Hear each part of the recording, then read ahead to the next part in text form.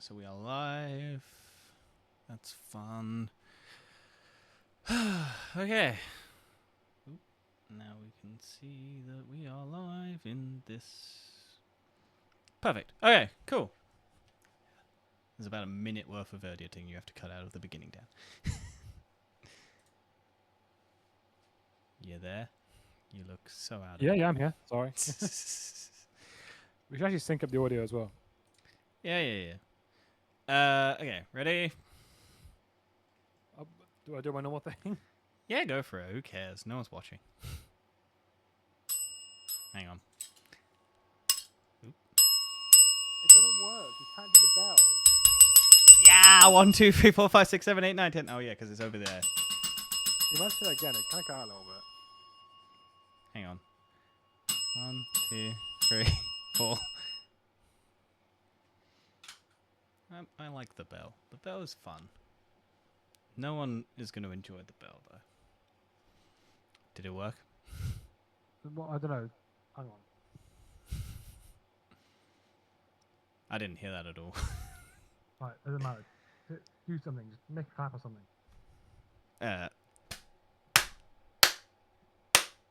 That's fine. I got something. Okay. Mine's at 2:15 if you want to try that.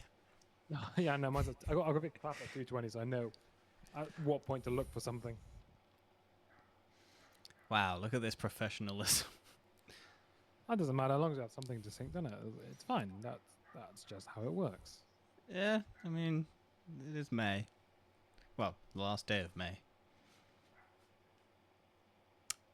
Right, let's talk. Hello, everyone, and welcome back to Totally Broken Opinions Monthly Edition. This is a podcast where we wrap up the goings-on of the month, and this month is May. Thank you for that fabulous intro. Thanks for always calling out my intros. It really helps my confidence. That's what I'm here for, just to help your confidence repeatedly. Anyway, as you can see, ladies and gentlemen, I have a new office layout. It's Right, as you can see, if you're watching on the stream or on the YouTube video. Yeah, who cares about the audio listeners? It's a podcast. Everyone's looking at the video. Isn't that We right? should create some like TikTok or something. You can do that. I am not touching TikTok with a 5-foot pole. I fucking hate that app. I don't care if my streaming career or every career is dead because I don't do TikTok, but I refuse to use it. Managed to get a video, 1.3 mil. That's nice. That's quite impressive. I mean, she's already beating us. Our most successful video is 2K or something like that. Views. I know, exactly. And Gina made 5 videos and she got that straight away. Yeah, that's how easy TikTok is, because it's. Yeah. I think they count any amount of time as a view, though. So. Yeah, it's probably if you're not in the algorithm for ages, it just kind of puts you into the shadow realm. Yeah, well, I'm never gonna fucking use it, so. I also refuse to use it. No, you used it. You can't say you refused. You refuse to now. Now, but you used it. No, yeah. I have never used it. Yeah, I've never used it. I know, I'm great. I'm the best person ever. I am the social outcast of every group of people I ever interact with, because everyone's like, do you use social media? And I go, no. And then everyone just goes, oh. And then just never talks to me. Because I have no way of talking to people on a platform. So, I like my isolated life. Sounds very enjoyable. Oh, yeah. Away from social media, at least, anyway.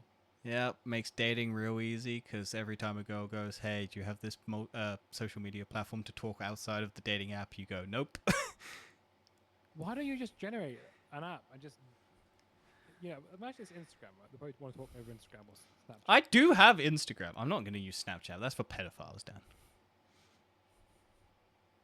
I feel violated. Nah, Snapchat is the pedophile app. Generally, that is because it's a lot of young. It used to be a pedophile app because it used to be a lot of young people sending nudes, because you can delete the image. I don't know why we use it. I think it's just because it has a snap score, your snap streak. So yeah, that's a thing. Your number, and we're just both determined to keep it running. So we're Yeah. now at 826 days, I think, Yep. where we've messaged each other. So I don't know. Even it's weird on our days off. You know, we just send a message on it just to keep it going. It is an interesting thing about the psychology of that is because you're like, you never use the app, but people just send like an emoji or something just to keep the streak going. And you're like, I'm not using this app, but I have to keep that streak going for some Yeah, fucked reason. know. And you're like, I'm not actually ever talking to this person. Like, I don't even like this person anymore, but we keep to have this Snapchat thing going. I actually find it a bit more inconvenient now, especially with my work. So I used to be less busy and I could use it a bit more easier. But I don't know. I find making a snap message takes a lot longer than a random text message. Because a text you can just kind of write out quickly, and you can just do it whenever you want. Yeah. When you have to take a picture of yourself in the office. It's a bit weird. I couldn't ever Have a fuck. picture of yourself on the phone, but Yeah, Yeah. I don't even take photos regularly, so I would. why don't you just buy the bullet and just get whatever service they're using? I have Instagram, but I can't be asked because I have no following on there. This is the Doesn't thing. matter, they just It talk to you on it. Yeah, I know, but I also go. If ever, yeah. Well, it's whatever. I haven't gotten to that point in ages, so it doesn't matter. I will bite the bullet. I would 100% bite the bullet and open up Instagram or. I have. Find it funny, right? When you start online dating, you set yourself standards, and the longer you're on it, the slower those standards just dip. Oh yeah, mine are slowly deteriorating into nothingness because it's been a wild month basically in terms of, hey, look, this is a ghost and this is a ghost and this is a ghost and this is a ghost and this is a ghost, and you're like, well, how the fuck does this question result in a ghost? I do wonder if it gets easier when you're older. It doesn't. Yeah, but I mean, not right now. I mean, I don't know. If I'm 50, I don't think it would be that deep. No, I don't know. I generally do not know because I struggle. I guess my mindset is when you reach that older, you're older. It becomes less of like actual just immaturity of I don't know, just looking at looks and things, and all of a sudden because there's a lot less people on the apps anyway. Well, I'm in this stupid awkward position where my dating pool is now getting to the point where I'm approaching 30 and people over 30 or around 27 or so, which is my age in July, have kids. And I don't Yeah, I know. I don't need that in my life. And so my dating pool gets smaller and smaller because the longer I don't have a girlfriend, the more likely it is that there will be someone with a child at some point. And like I have That's very true. yeah, and I don't have much dating experience, so I don't want to have to be like, oh yeah, the love of my life is a like I'm not against, like, if I was over 30 and I had dating experience, I would be fine with someone having a kid. It's not that is not my issue with it. My issue is I don't have much dating experience at the moment, and I don't want to have to be someone's stepdad for like a first relationship in ages. That's the issue. It's a hard Like, it's also really fucking annoying whenever you match with someone and then on Hinge it shows do they have kids, but it's on a scroll wheel, so you have to you have to scroll along to go if they have kids or not, or they want kids or they don't have kids. And I never fucking acknowledge that until I match because I'm like, whatever. Blah, blah, blah, blah, blah. And then I match with someone and it's like, they have a kid. And I'm like, fuck's sake. Because it's just not in my mind. I'm just like scrolling, oh, that person's cool. Their profile's fun. And then it's just one text box that just goes, they have a kid. And I'm like, fuck. That's so funny. It's so stupid. I've had it like 3 times. And I'm like, oh, for fuck's sake. It's nothing against you, but I just can't. I know when I was online dating, I had like a text, sorry, not a text box, but like a checklist of things that that I had to match for me to do the match. And one of the things was like never smoking, not like a festival goer kind of person, and someone who looks a little bit neurodivergent, so I can get on well with them. What? I hang out better with people who are neurodivergent. Probably there might be a reason for that, but I mean, sure. it might be because maybe I'm it's like no, I don't neurodivergent, but moving on. And then also no kids as well. Yeah. Well, I thought I had that selected. Apparently, I didn't. And also within a 30-minute drive. That was the other one. Because Yeah. I was more than 30 minutes. Mine is anywhere. Anywhere in the world at this point. Fuck it, they can be in... Ooh, where's the country? Uganda. Do you know what? Actually, there's a guy at my work who was in a relationship for 3 years. And one lived in the UK and the other person lived in Germany. I mean, that's easy. That's at least within a European... Like, you can go True, you true, can go but under the channel. Like, it's a they day. met online as well. Yeah. It wasn't like they met in the UK and they met long distance. It started long distance and it ended long distance. Yeah. I mean... Okay. Europe I is... don't know, I can do that. I wouldn't be able to do it in America. Like, if you were in America and you were, like, across borders, you have to get, like, a plane. Whereas in Europe, you can drive. Like, Europe... That's the crazy thing about America. Like, how far... I always find it so amazing about America. How Americans... They kind of... A lot of them... Their life is just the USA. Like, Yeah. when you go on holiday abroad, or it's just interstate. Domestic flights. Yeah, every American is surprised when they come to the European nations or anything like that, and then they go to a hospital because they've cut themselves or something, and it's like free. And they're like, what? And also, whenever they say where they're from, they always say the state instead of just America. Hmm. Because they assume that everyone knows what every state is. I'll be honest, I can only tell you about half the US states. I couldn't do. Because there's so many of them. It's weird. They all are. They aren't like countries, really. Oh yeah, I they're all Like a lot of the states are the same size as the UK, or bigger. right. Yeah. Okay, so it's a map. US states quiz. Pretty much. Oh no, it's a paid membership. Fuck that. I'm not doing it. I was just. Well, we could do a USA quiz. Look, America is burning. We're doing our shitting on USA statement at the beginning, are we? Yeah, might as well. I mean, Elon Musk's out of politics apparently, so that's good. Yeah, I saw that. Like, Trump's fired him or something. No, Trump wants him still, but Elon Musk is stepping back to focus on his companies because all his companies are burning to the ground, except for SpaceX, which is getting massive government funding. Also, he's done his job. He's gutted all the shit that was going to fine him, so he's fine. True. That's all he was doing, is just gutting everything that was going to make him lose money. And now he's going to just go back, and the idiots are going to buy it. Talk about SpaceX. Do you ever watch any videos by Mark Rober? Yes, I did. I think I do. He did one this month where he sent a satellite up to space, and he used SpaceX, which is why I brought it up. But it's quite cool. It's called he made a website called spaceselfie.com. And what you can do is you can upload a photo, and you'll literally get a selfie with the Earth. SpaceSelfie.com is currently down. Do not fear. Our satellite sat Gus is just fine. So it's doing well. Yeah, I imagine they just had so many people. Oh, yeah, I'm sure. I want to do it at some point. It sounds quite cool. So what they did, they sent like a Google Pixel up on the satellite with a camera, like a really high-end camera. And it would just upload a photo onto the Google Pixel, and then you could just take a picture of it. Yeah. You should get a picture of Mark Rober. I mean, there's nothing much. No, I was just going to try and get the video. But I don't know. This is essentially. Ow! That's really loud. Ah. Okay, yeah, so there you go. He spent $5 million to send something to space. Yeah.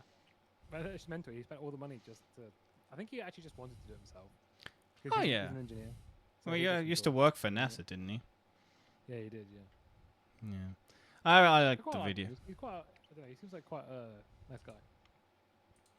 Yeah. I mean, you never know with YouTubers. And he also proves Teslas are shit, so...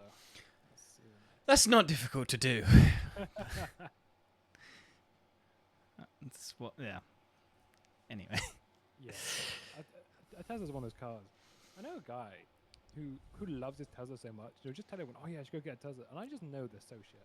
It's the sunk cost fallacy because you've spent so much money on something. You spent what, like 30 plus K on it? Yeah.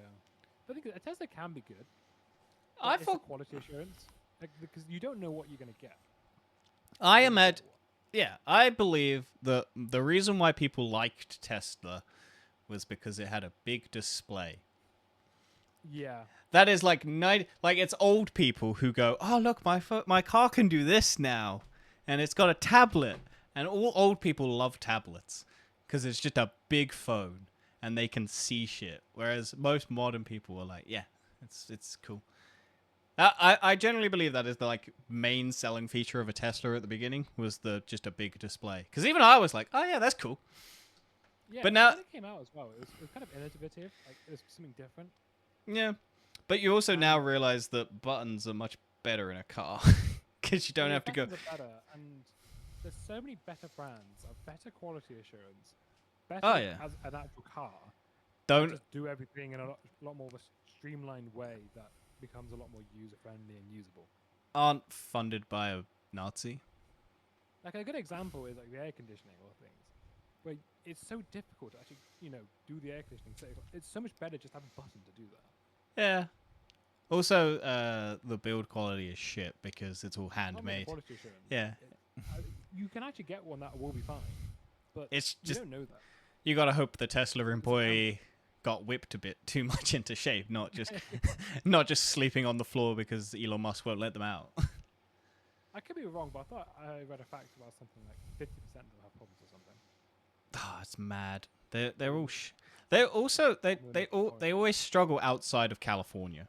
Because anywhere with a because they only ever like tested them in California, so they only ever worked in like decent heat.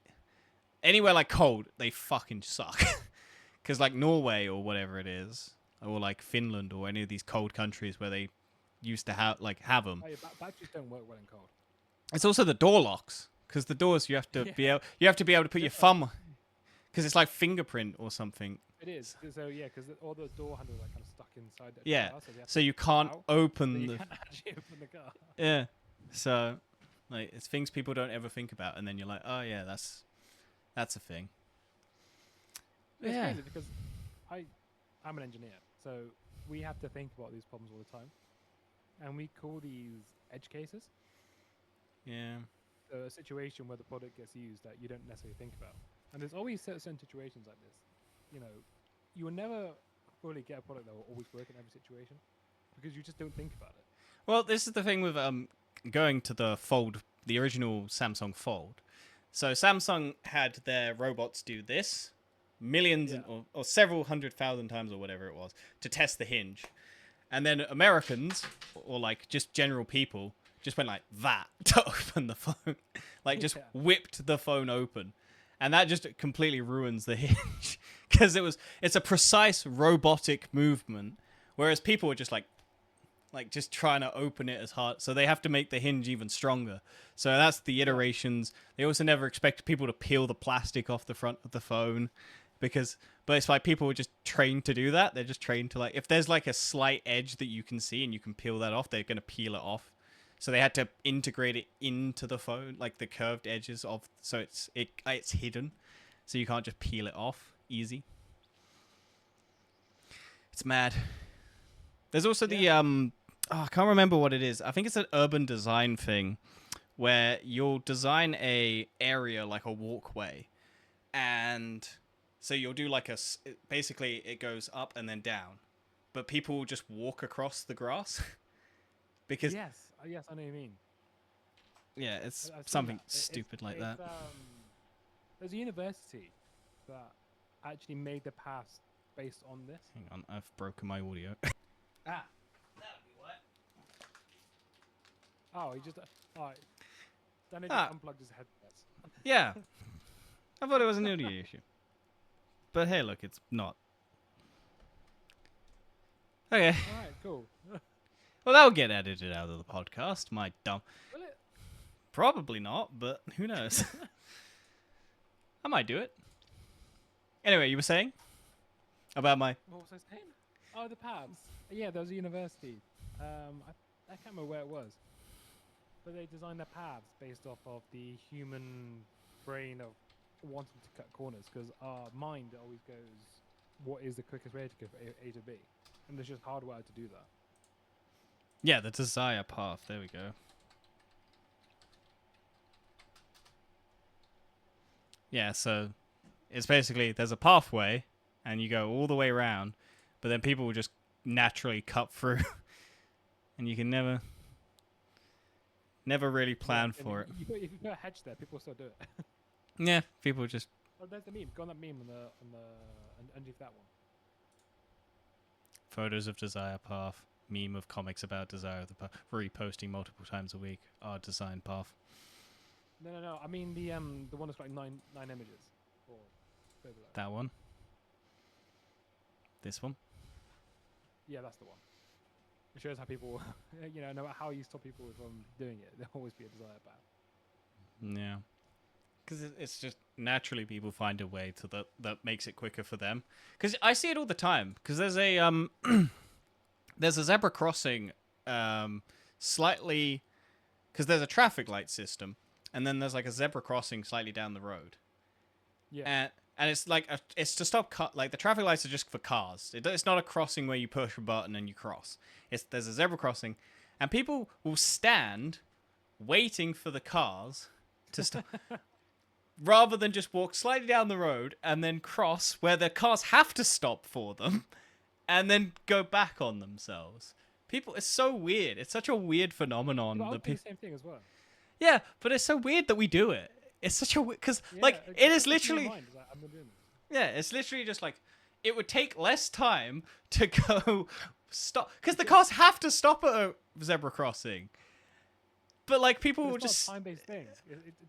We don't think about the time. We just think, oh, this is physical distance. This is the shortest path.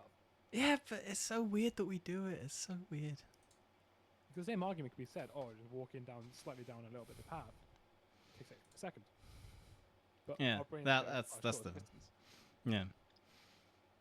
Yeah. It's true. So like urban, like you have to plan it to be like, even then people will still just avoid it. It's a funny fucking thing we do. Say we on the university picture. Of like the university desire path courtyard. This one? Or like this one? Well, yeah, that's the one top left. Yeah. This one. Well, there's one to the left, but that's what I was thinking of. Yeah, where they just put like paths, just like look like a spiral mess. And Yeah. that's just because that's how people walk across campus. Yeah, I wonder if I wonder if Hyde Park's like that, because Hyde Park is. Yeah. I mean, yeah, kind of. It's just a bunch of different sprouting off paths. Anyway, let's stop talking about paths and go on to what we actually did this month. Yeah. Well, to be honest, this month I feel like I've done the least of all months this year. I've done not a much, but I have done things. Like, I have watched a bunch of stuff, which surprised me. I guess you're on Diablo 4, so I'll talk about first. Well, Yeah, you can talk about that. I won't talk about it too much, but I got fed up with Rocket League, and on Game Pass, Diablo 4 exists, so I've been playing Diablo 4, and not a great game, but it kills time. Did you know it's Elon Musk's best game? He's the top gamer ever. Isn't that bullshit? Because he Yeah. someone else to do or something. Yeah, but he's the top gamer, Dan. How can Yeah, you I know? remember you saying about that one. It's kind of fun. It's it's like a looter. It's like a looter shooter. It kind of fills the Destiny gap. Oh, we'll talk about Destiny. Did you see the next DLC? Yes, but I haven't watched anything about it. Yeah, well, I don't know. It's mental, but I for mean, those who don't know, it's a Star Wars themed DLC. wait, what? Have not seen that? Oh, I thought you meant like the is it an actual Star Wars like collab or is it? Yeah. There's lightsabers in Destiny. Oh, but is it actually Star Wars? Yeah. Well, I Oh. don't know if it's actual Star Wars. I think it says a story based in the same. It takes homage from Star Wars. That's what it said. Edge of Fate. Oh, there we go. Polygon, kind of Star Wars to literally Star Wars in new expansion.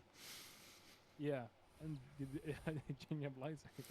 Well, they actually have Darth Vader and things in the game. Yeah, it's really weird. I mean, that's kind of interesting. And apparently they're actually kind of putting it into the actual lore of Destiny. So I don't know how it's integrated. Who knows? I'm gonna guess that Darth Vader is probably a skin and it's not actually part of the story, but maybe it is. I don't know. Well, it's probably an 80-pound expansion, so I'm not gonna get it. It is. It's like £8. So I don't know. I'm gonna play Destiny since the last one came out. And honestly, Yeah. I do. I love Destiny, but oh my god, I don't have the time. I'm I don't want to working. go back because I keep spending money on it. Yeah, that's the issue. I'm like, you know how much I've spent on Destiny. It's over Dude, $1,000 at it's this too much. point. Yeah, I've spent like $1,000 on Destiny stuff. It's ridiculous. Because I pay like full price for every DLC plus merch, so it's stupid. It's like taking a gambling addiction and then just taking yourself off of it, and you're like, but I really want to go back, but I just don't have the time now. I'm doing so much overtime and everything like that. Yeah, I mean, we're older now. You know, we've grown up. Well, You've got a house. in a year it's 10 years older. No, it's already been 10 years because it was 2014. Yeah, it's 11 years. It's 12 years next year. It was the first 16 plus game I ever bought. Because I was 16, and it was like, I'm 16 now. I can buy Destiny 1. I think I could be wrong. I think Destiny might have been my first 16 plus game, but I played 18 plus games before that.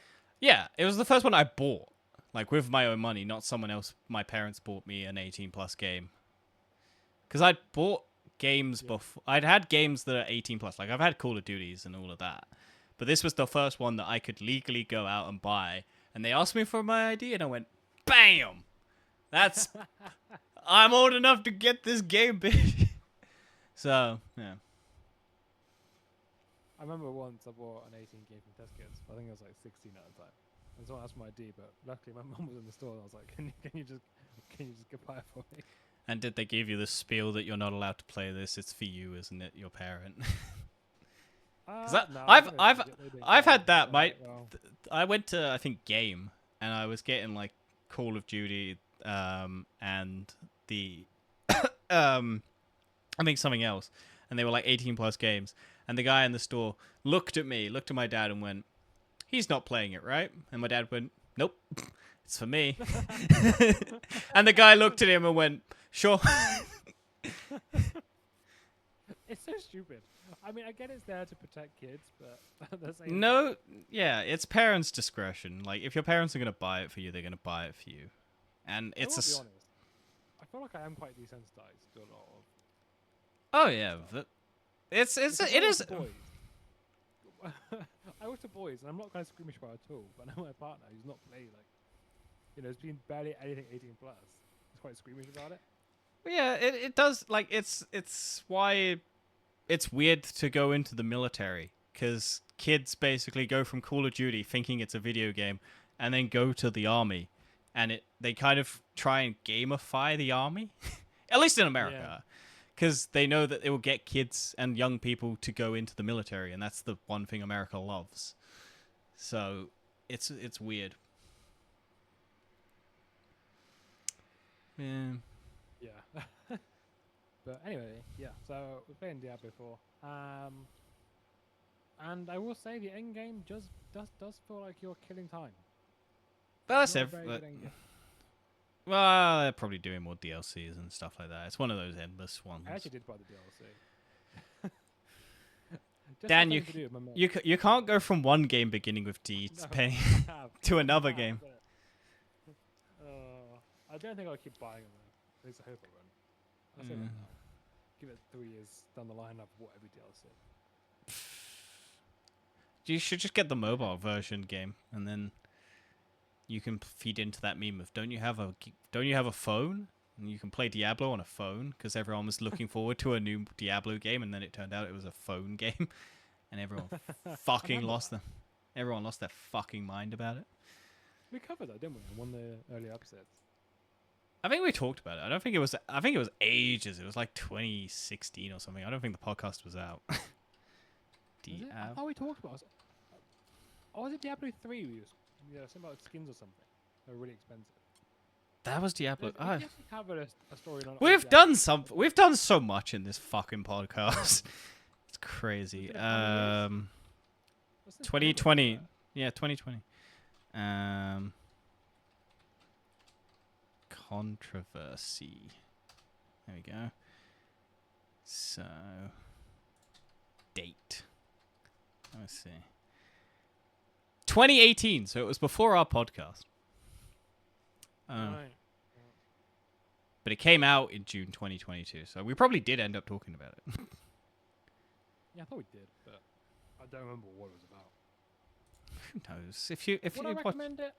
I mean, it's free on Game Pass. I'd say give it a go if you're bored. That's what I did. I mean, yeah, fair point. I wouldn't go actively on my way to play it, I'll be honest. But, you know, the gaming landscape at the moment, it's difficult when you want to try and find co-op games again. Yeah. I mean, have you seen... Because you've played Control, right? I have played Control. Have you seen their multiplayer game that they're making? No. Set in the Control world? I can't remember what it's called, but... It's quite a cool game, actually. Control. Control developers... what's the developer's name? Remedy Entertainment... multiplayer game. Yeah. Firebreak. It's basically set in the world of Control, but it's a multiplayer game, and you're doing challenge. It's yeah, it's you go around the offices and you're like a cleanup crew. Yeah. And you're fighting like it's a horde breaker game, I think. So you're just basically free player co-op game where you're basically you have like dedicated roles of like cleaning up water, electricity, stuff like that. Fire. Looks interesting. It's I think their first multiplayer game, so but it's set in that universe. So Okay, cool. Yeah, I want to get that again. don't know how much. I don't know. I don't think it's out yet, but yeah, June 17th. So this month. Oh bloody hell, there's soon. Well, this month coming up because we're on the 31st when we're recording this, but I'm guessing it's not a free game. I don't know. Price. 40 quid or 32.99. I wish more games did as if, like the It Takes Two and what's it called? Split Fiction, where you get the Game Pass or the Friend Pass. Yeah, but that would be good. Oh, did you see? Speaking of EA, did you see they cancelled the Black Panther game? No, I didn't see that. Yeah, EA cancelled the Black Panther game that they were doing. That was made by EA, and then they shut the studio down as well before they'd even made a game. They made the studio to make the game, and then they cancelled the game. So, yeah, Well, cliffhangers. wasn't it? Yeah, I mean, it's the gaming industry is fucked, because, like, my God, what are they doing? They're just so many. Like, have you seen the marathon stuff? The marathon for Destiny, like, Bungie. I've heard they've been using AI art again or something. No, they stole people's art. They people like developers are speaking out because the games they don't want to be doing it. I don't think, or something like that. No, I think The early a lot receptions. wanna do this, don't they? Well, the early reception apparently of the game is not great. It seems very like early Destiny 1, where it just seems like nothing's there, and they're trying to make. It's also not going to be free to play, so it's a looter shooter, and like no one's going to want to do that. But I don't know what the fuck they're doing with Marathon. I think it looks interesting, but I'm not going to go through Destiny 1 again. I think there is a market for that type. I think this type of game now is the game. It's the that's gonna take game. over for the next few years. It's the game type that everyone, like every developer, like, well, not every developer. Developers don't want to be doing it because it's largely multiplayer studios that uh, aren't a thing. This always happens, doesn't it? Where the It's a- gaming industry will go through cycles of types of games that have the biggest hype. well, we had battle Where we royales. had battle royales, MOBAs, hero shooters. Yeah.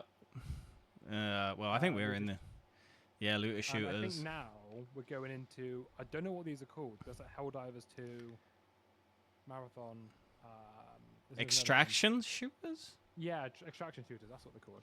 I think this is kind of what seems to be taken up now. Getting Yeah, more and more popular. But the I don't understand because like I get it from a perspective of Bungie. They want to make a game that you can make money off of, but I don't understand that. I don't like if it's gonna. They just gotta price it because if they're gonna make it 40 quid, no one's gonna buy it because no one's gonna want to invest 40. Like I know I believe that you should pay to play a game. I don't think free to play should be a very like call me like anti-consumer because like whatever, but I think a free-to-play game sucks because you just end up with an endless stream of microtransactions and people pay to play. I much prefer paying for games, and I will say, I'll probably say already, the Split Fiction will be my favorite game of this year, Yeah, and that's a game I paid for, and it works so much better. It, you know, and Last of Us Part 2, like generally these games that you pay for work so well. And I strongly think the only way for a multiplayer game to survive is to have some sort of free friend pass. And it's because the reason why free play works so well is when you and your friend have a game, and let's say one of you wants to play it, but the other one's not too sure. When it's both free to play, it makes it easier for you both to just get on board because there's no risk behind it. And that's why they work so well. well, this is what I think. This is my thing because Rocket League, they released that on PlayStation Plus at launch, and it gathered massive amounts of people because everyone could get it, and then after that, people started buying it because their friends had it. There was a fun game and they wanted to play it. I think if PlayStation dumps Marathon on PlayStation Plus on launch, and it gets the player base in for nothing, and then after that starts charging because they always intended it for it to be a priced game, but if they get an initial base for free, that's the best way to do it, using what PlayStation has at its disposal. But if they're doing... I think that's the only way it's going to survive. I think otherwise it's not going to survive. Because you look at the Concord, that other PlayStation game that they had, which was like 40 quid and no one played it because no one wants to take that risk. If they put it on PlayStation Plus... Yeah. But if people know it was fun, people would pay for it. But no one wants to play for a multiplayer game that they don't know if it's going to get supported. It might get shut down in a few years. Like, people go back and play Battlefield 2 now because there's rumors of a Battlefield 3 or Battlefront 3 or whatever it is. Like, it's crazy what, like, no developer, like, and also you're just cramming the market with multiplayer games that are already clustered. Like, all of them are just trying to leech off, like, Fortnite, Call of Duty, but everyone will just go back to Call of Duty and Fortnite because if the game doesn't have people, it's not fun. If it gets... Yeah, so, yeah, it's stupid. But... No, there are some games where a free-to-play model does work, and I think Rocket League is one of those games where it's because it's not anything to it, really. Well, they always had microtransactions in it. They did anyway, but it's also because they don't add like new things. It doesn't They don't change the really. game. It's cosmetic. Cosmetics are fine. I used to buy cosmetics. Like, I did Fortnite. I had skins. When I talked to my, like, nephew, Yeah. I showed him my Fortnite account, and he was like, "Oh my god, you have that skin from, like, the very beginning Fortnite?" Yeah. And it's impressive to him. And he's like, "Oh my god, what? How you have that?" And I'm like, "Yep. I paid way too much money for this." But like, I imagine he has so many more, and I'm just like, kids, like, it's definitely addictive. And like, don't get me wrong, I'm happy to support a free to play game if I have fun with it. But like, if you're not having fun, what's the point? Because Destiny shifted to free to play, and I think that was the biggest mistake it ever did, because it just got fucking bloated. Yeah, it's And just also, well, it wasn't even that. It's such a weird thing because the base game is free to play, but the base game doesn't have anything in it. I think it would have fine to keep it free to play, but they should have kept the Red War campaign. I think they should just. I think now that Or Destiny is. like, at least have a base game as free to, an actual main campaign to grip your teeth into. Yeah. Make that free to play. That makes sense. And then you got your other DLCs. You want to continue the story. I That- think that is I. fine. Well, I think all they need to do is split the game. You can download the story, but you can also then download the multiplayer and have it as two separate things that don't interact at all. Make the multiplayer free, pay for the story. If you want to just play the multiplayer, that's fine. If you want to play the story, it's there, and you don't have to interact with the multiplayer at all. But It's you a make... difficult- It's a difficult one though, because Destiny originally it was designed to be a looter shooter that you can acquire And, credits to go into multiplayer. Yeah. But, like, that's the Like, thing. It was always designed to be together. It was never designed to have, As separate. be separate. Yeah. But genuinely, I think That was... most people don't Well, like doing both. They want to do PvE or PvP. Yeah. Well, they do have an element... You get, like, the Crucible, you do have an element of getting a gun through the Crucible. Yeah, but I'm more. I there's agree. some quests that require you to have a lot of skill in Crucible. Oh, yeah. Not a lot of skill, but you have to do something. But they also do things in PvE. But I don't think that it synergizes well because I know people who don't, someone who likes doing the PvE but not the PvP. Oh, yeah. People like I the PvP, but don't not like... PvE. I used to like the PvP, but I don't like it now. Because I don't have good stuff. Like, I just like running around shooting shit, going, I'm the best, I'm the best. And then as soon as I go into PvP, I'm like, oh, I'm shit again. I would rather play a PvE game for PvE and a PvP game for PvP. I want separate games, really. I don't want. Well, that's what I'm saying. I feel like Destiny, because as we were saying, Destiny is 10 plus years old at this point. I feel like the gaming landscape has shifted. It is now. Yeah. It's not a It's suitable. also still running on a game engine from when it was first made. They've never changed the game engine. That I'm fine with Which is because that engine is crazy good. Like Well, it was, but it's not now. There's a lot better ones now.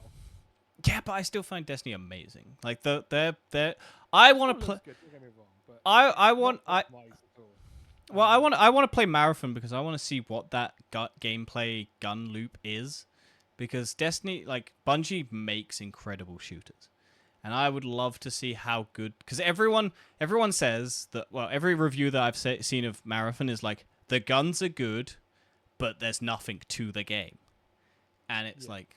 That's about it. That's all I've ever seen is, like, the shooting feels good. The game, there's nothing to it. It feels half-baked. It feels like Destiny 1 at the very beginning where there was nothing to do. There's free maps, and that's it. But yeah, I think that's the biggest issue that you have is, like, I feel like because also the problem I have with it is trying to get people to play the game. They have to pay so much money to get all the DLCs so that we can play together. Then you don't actually get half the stuff that you paid for because it's all been vaulted. And I feel like you can't do the story, so people miss out on shit. And if people want to play the story, they can't because there's no story. It's only the new shit. And you can't go back. Like, you can't play the Red War. You can't play any of the other DLCs. What did I pay for? I feel like Destiny at this point just needs to separate the multiplayer and the single player, and then just have the single player as a complete download, separate packages, so you can just play it as a single player story with friends, and then have multiplayer gun games and all of that separate, and just run it like that. Because then you don't have to develop for the single player anymore. You can focus all your attention for the multiplayer, and then you can occasionally add DLC and people can play it like that. I think that's the best way for Destiny to survive, but they're not going to do it. Because I don't imagine you can rip that game to two separate things. I feel like it's too interconnected. It needs Destiny for it, generally. The game is a mess. Yeah. But I feel like if they're doing a Destiny 3, they need to separate multiplayer and single player as two different things. Because I don't think they'll do it Destiny 3, I'll be honest. But no, well, I don't think Bungie will be around for it. because No, I think If- Marathon might be the end. well, yeah, because but they did spend a fuck ton of money on it. So PlayStation, so True. massively I mean, maybe it's overinflated its value, but yeah. I'd probably say because- maybe a Destiny TV show. I would love a Destiny TV show or movie. I just want the golden age. That's all I care about. Is just give me the golden age. I think it needs to be a TV show. It won't work as a film. It just won't. Oh work. yeah, it would be a TV show, but I feel like if you do a single person's like story arc as a movie, that would be fine. If you're doing Destiny: The Golden Age and you're adding every character, then you need to do a TV show. Yeah, I want to see the collapse as well.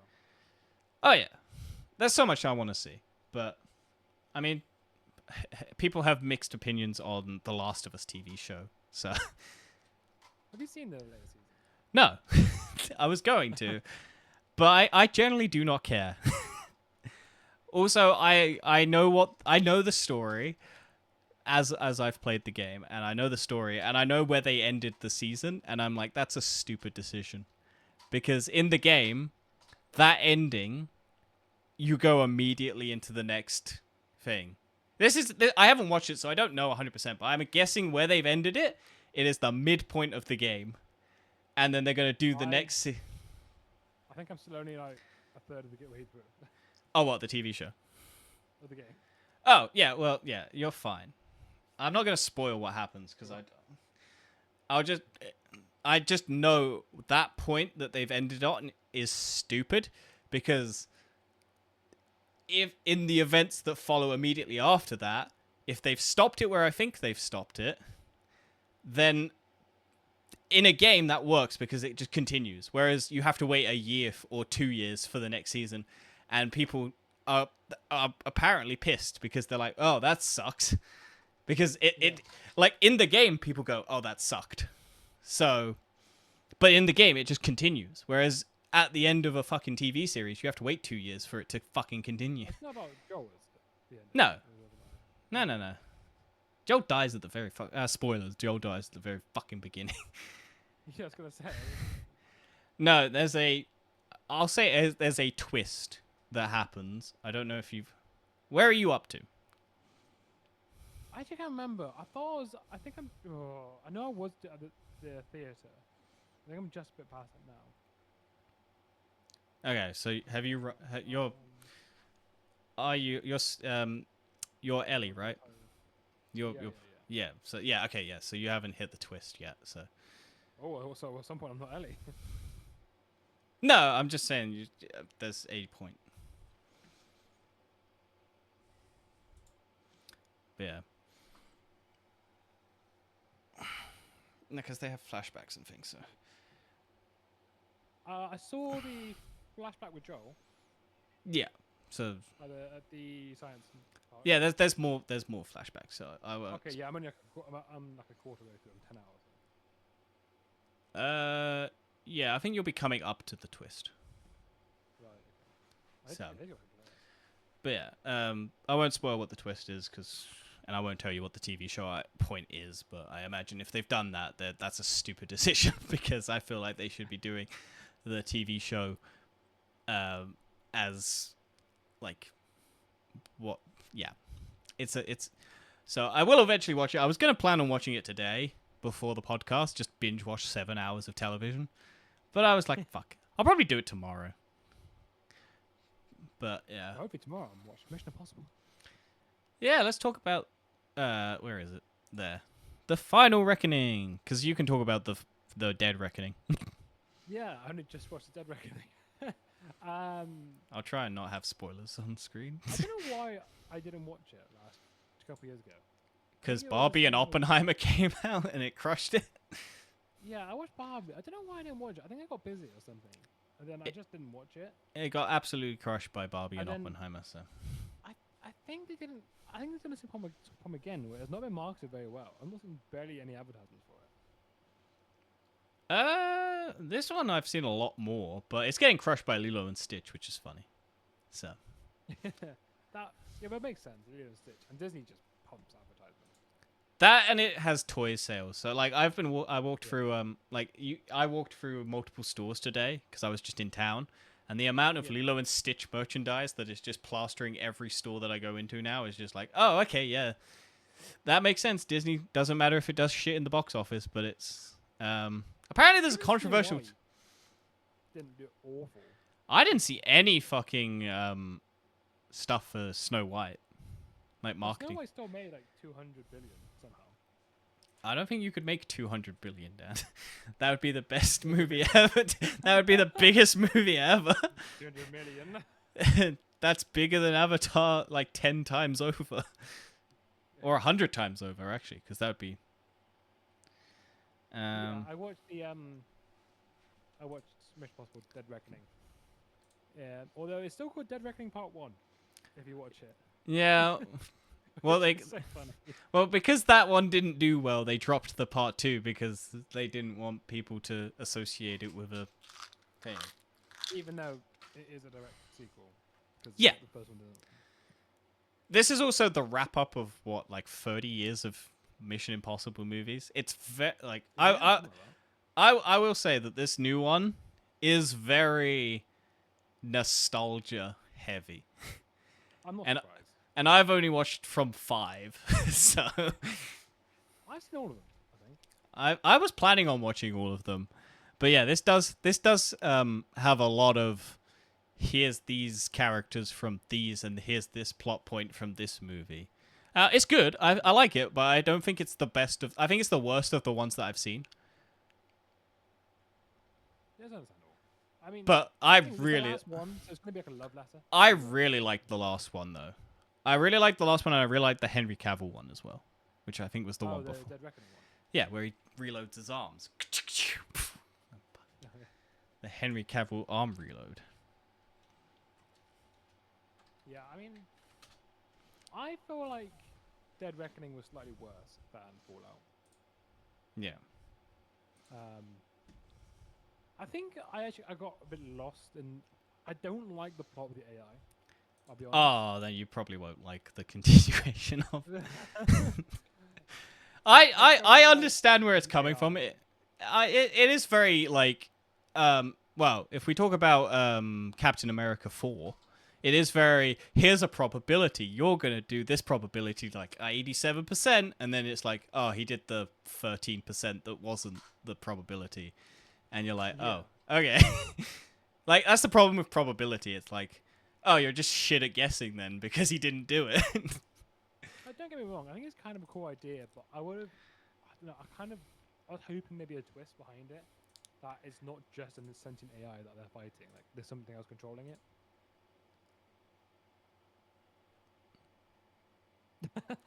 What?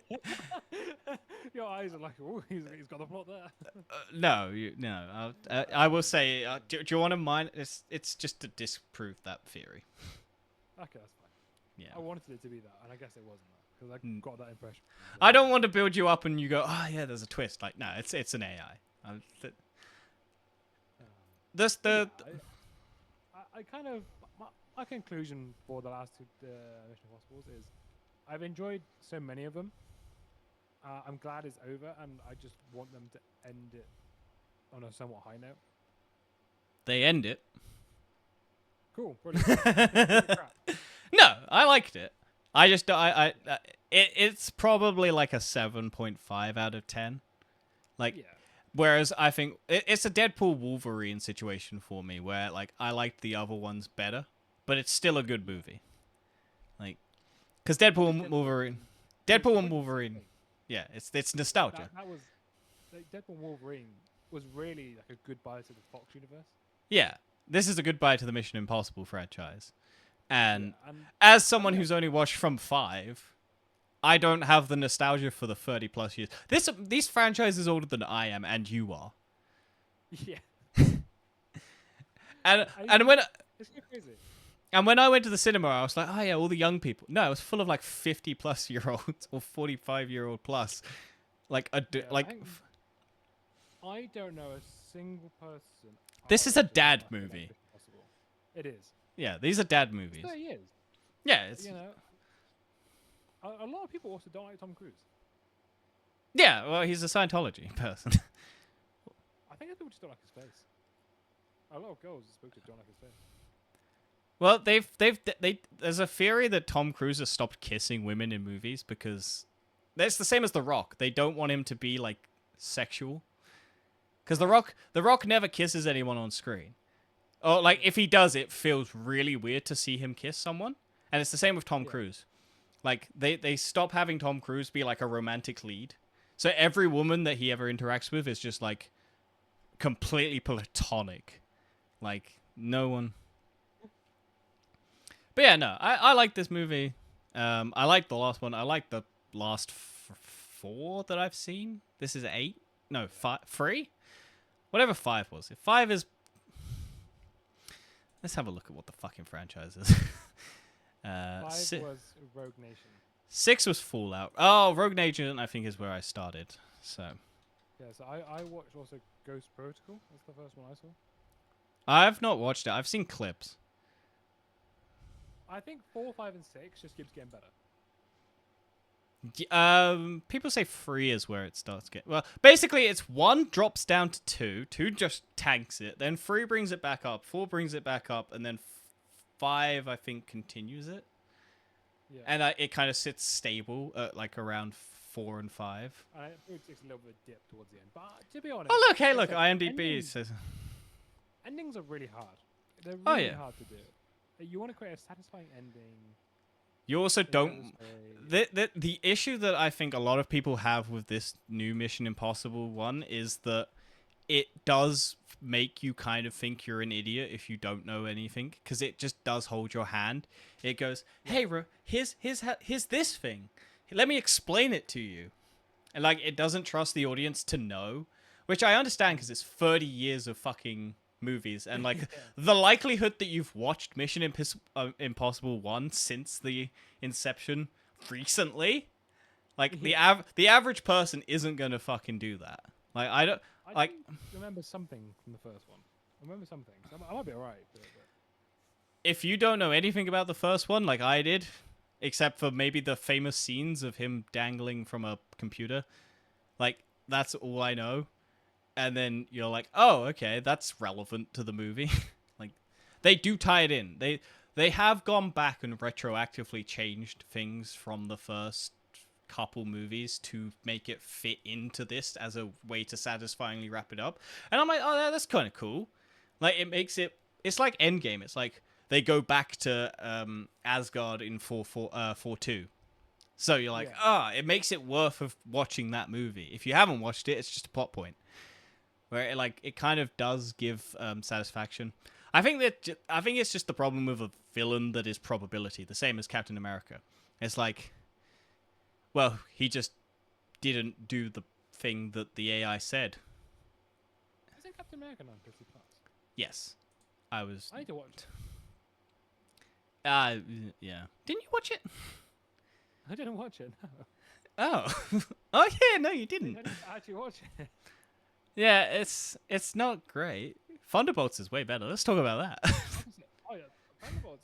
I love Thunderbolts. I really enjoyed it. Yeah, it was great. Such a good film. It's the first film, haven't they made since they made the announcement of switching to better quality. Yeah, it's the one that was least in development from when they did the shift, but it still had, I think, a bunch of changes. The one thing I am... Okay, so full spoilers ahead. It's been out for a month. You've had your chance to watch it. I forgot I watched it. Yeah. I was going to watch it again, and then the day that I decided to watch it again, because I'd seen it was still in cinemas, and then the next day I went and tried to watch it, and then it was just like, oh yeah, no, it's stopped being in cinemas now. I was like, fuck. Should have watched it yesterday. Because I generally did want to watch it again, but I just hadn't had a chance. And yeah, so it was a lot of fun. But reading up on and hearing the director talk about Taskmaster, there was one thing that they cut out of the movie because they just kill Taskmaster straight away, and all the marketing basically suggested that Taskmaster bit the bullet. But the thing that they were gonna do with Taskmaster was that she kept having amnesia and kept forgetting stuff, and so she kept going back and trying to kill John Walker. Because that was her mission. So like throughout the entire movie, she was just gonna be fucking amnesia wipe and then just try and shoot John Walker again. And I was like, that's the funniest shit that you could have done, and they fucking just take her out because I think they just no one liked her in Black Widow. And I'm like, and they needed someone to die so that they could go, oh yeah, there's some stakes. But then everyone else lives, so it's kind of like, oh well, whatever. To be fair, and I'll give them a chance to do a better Taskmaster. But I don't know. I didn't hate Taskmaster. I think people just didn't like the fucking outfit, and it was a woman. I don't think it was just that. I think it was also they just changed the entire origin. Well, well, it's a computer, isn't it? It's not naturally photographic memory or whatever it is, which doesn't actually people work. will be angry because of the gender, but I think People would be angry regardless. That's why. Yeah. Like they didn't even give. Like, it doesn't matter if it's good. I think my complaint was it generally just wasn't a good. I think they could have done a good. Substance to the character. Yeah, well, that's because it was they did a minor. They didn't really do anything in the first, like Black Widow, because Black Widow was just basically, we owe Scarlett Johansson a movie at this point. Yeah. And they didn't. Yeah, it was Thunderbolts. I love Thunderbolts, and I love how. I don't think I've ever seen a Marvel film with this much focus on mental health. Iron Man 2, where Tony Stark is a drunk and then he solves all his problems by making a new element. I don't think that's quite the same. That's how I live, baby. I just put stuff in my body, and that's how I solve my mental health problem. But no, I you know, after this film, I really struggle to find the words to describe my emotions behind it. I don't know why, but sad. Okay, yeah, maybe I'm not great at, you know, describing things most time, but at that film, I just enjoyed for reasons I can't understand. Well, it actually led to something. It built. It didn't just. It just had felt like fun. a proper film. Well, yeah, it had fun. All the character decisions weren't just pointless and didn't against character type. They all had their reasons. I love that John Walker is just a piece of shit, and just for Ghost is fine. Ghost is like, I think Ghost is the weakest part. yeah, because There's not anything bad about her. no, it's nothing about her. But the other ones they put focus on, and she's just kind of there as the, I guess, additional. It's the same with Taskmaster. Yeah. They don't That's give a them shame any. as well, though, because Ghost has the coolest powers, though. Yeah, she's the only one that's really different. She's not an assassin. Yeah, well, no, she is an assassin, but she is an assassin. They made her an assassin. She wasn't an assassin in Ant-Man. Yeah, no, but Shield, she was already an assassin for Shield. No, she wasn't. Yeah, she was. No, I don't think so. Because Ant-Man 2, she was rogue or whatever it was. She was just going around. Yeah, but she was working for Shield as their board gun for hire. When was that established? Literally at the start. That's not Shield. Shield. She's not Shield. No, she wasn't. That's not Shield. That's a different thing. That's Shield. It's not Shield. I'll tell you now, it was Shield. What's the movie again? It was Shield. Allegra Aggravated thing is not Shield. No, not her. When she wasn't working for her. Yes, she was. She was hired. No, she was hired. Before that, I mean, in Ant-Man and the Wasp. Yeah, it wasn't for Shield though. It was originally. That's how she got her suit originally. She did Shield say it was. No, the dad was Shield or whatever, but she wasn't Shield. That was I think they tried to tie it into the fucking guy who was Whiplash, like that shit. Oh, that's Quantumania. I don't want Quantumania. Fuck Quantumania. Oh my god, I don't want to have to do this, Dad. Why are we doing this? What do you mean?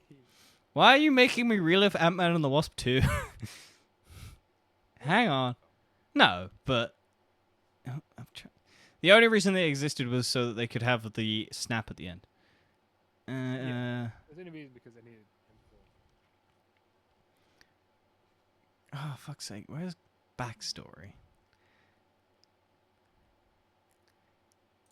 Okay, fuck it. Let's just do Ant-Man, Ghost, Shield, background, question mark. Ghost Marvel Cinematic Wiki. There we go. Let's have a look. See. God, why you make me do this? New Avengers. At a young age, Shield began taking advantage of a power. Okay, fine. You're right. Oh no, Hydra. Yeah, there you go. Okay, so yeah, it was Shield. Oh, Okay. Hydra was good. Well, it was Shield Hydra. It's that sort of Yeah, bullshit. yeah, Okay, fine. You were right. yeah. See, I remember that film. I remember it well. But yeah, I was thinking you were talking about the fucking the Thunderbolts, which is OXE, is the Oh, new no, one. no. But yeah, I guess you're right that she was working for Shield, but it was Hydra Shield. Yeah, but she was. The point is, she was already an agent. Anyway, that didn't What? matter. Nothing to Thunderbolts. What do you think of the asterisks? It was inevitable. I clocked that as soon as I was like, yeah, they're gonna make them Avengers, and then as soon as the chair announcement of Doomsday, where they just had all of them except Ghost alive in the chairs, and you're like, oh yeah, they're gonna be the Avengers. And then Captain America, I was like, oh, okay. I didn't think, because I didn't actually realize in the comic books the new Avengers is actually a different team. yeah, it is. It's the Thunderbolts, isn't it? Because in the new Avengers, I think in the comics, or there's at least a Avengers team that is the Thunderbolts, which is a team of villains, led by Baron Zemo. But That's Thunderbolts. yeah, but they also then It's turn not, into. it's not really Thunderbolts. But I mean, to be honest, this film is nothing like the actual comic books. I'm. Not the slightest. Oh yeah, no, but who cares? And it's amazing because this film actually isn't hated on. No. It's got nothing to do with source material. But I think that just speaks to actually how good the film actually was. Well, yeah, because it actually, it didn't. It felt like it led to something, whereas every other Marvel movie recently has kind of just been like, why did you do this movie? Like, why did you do Captain America 4, where it should have been a Hulk movie?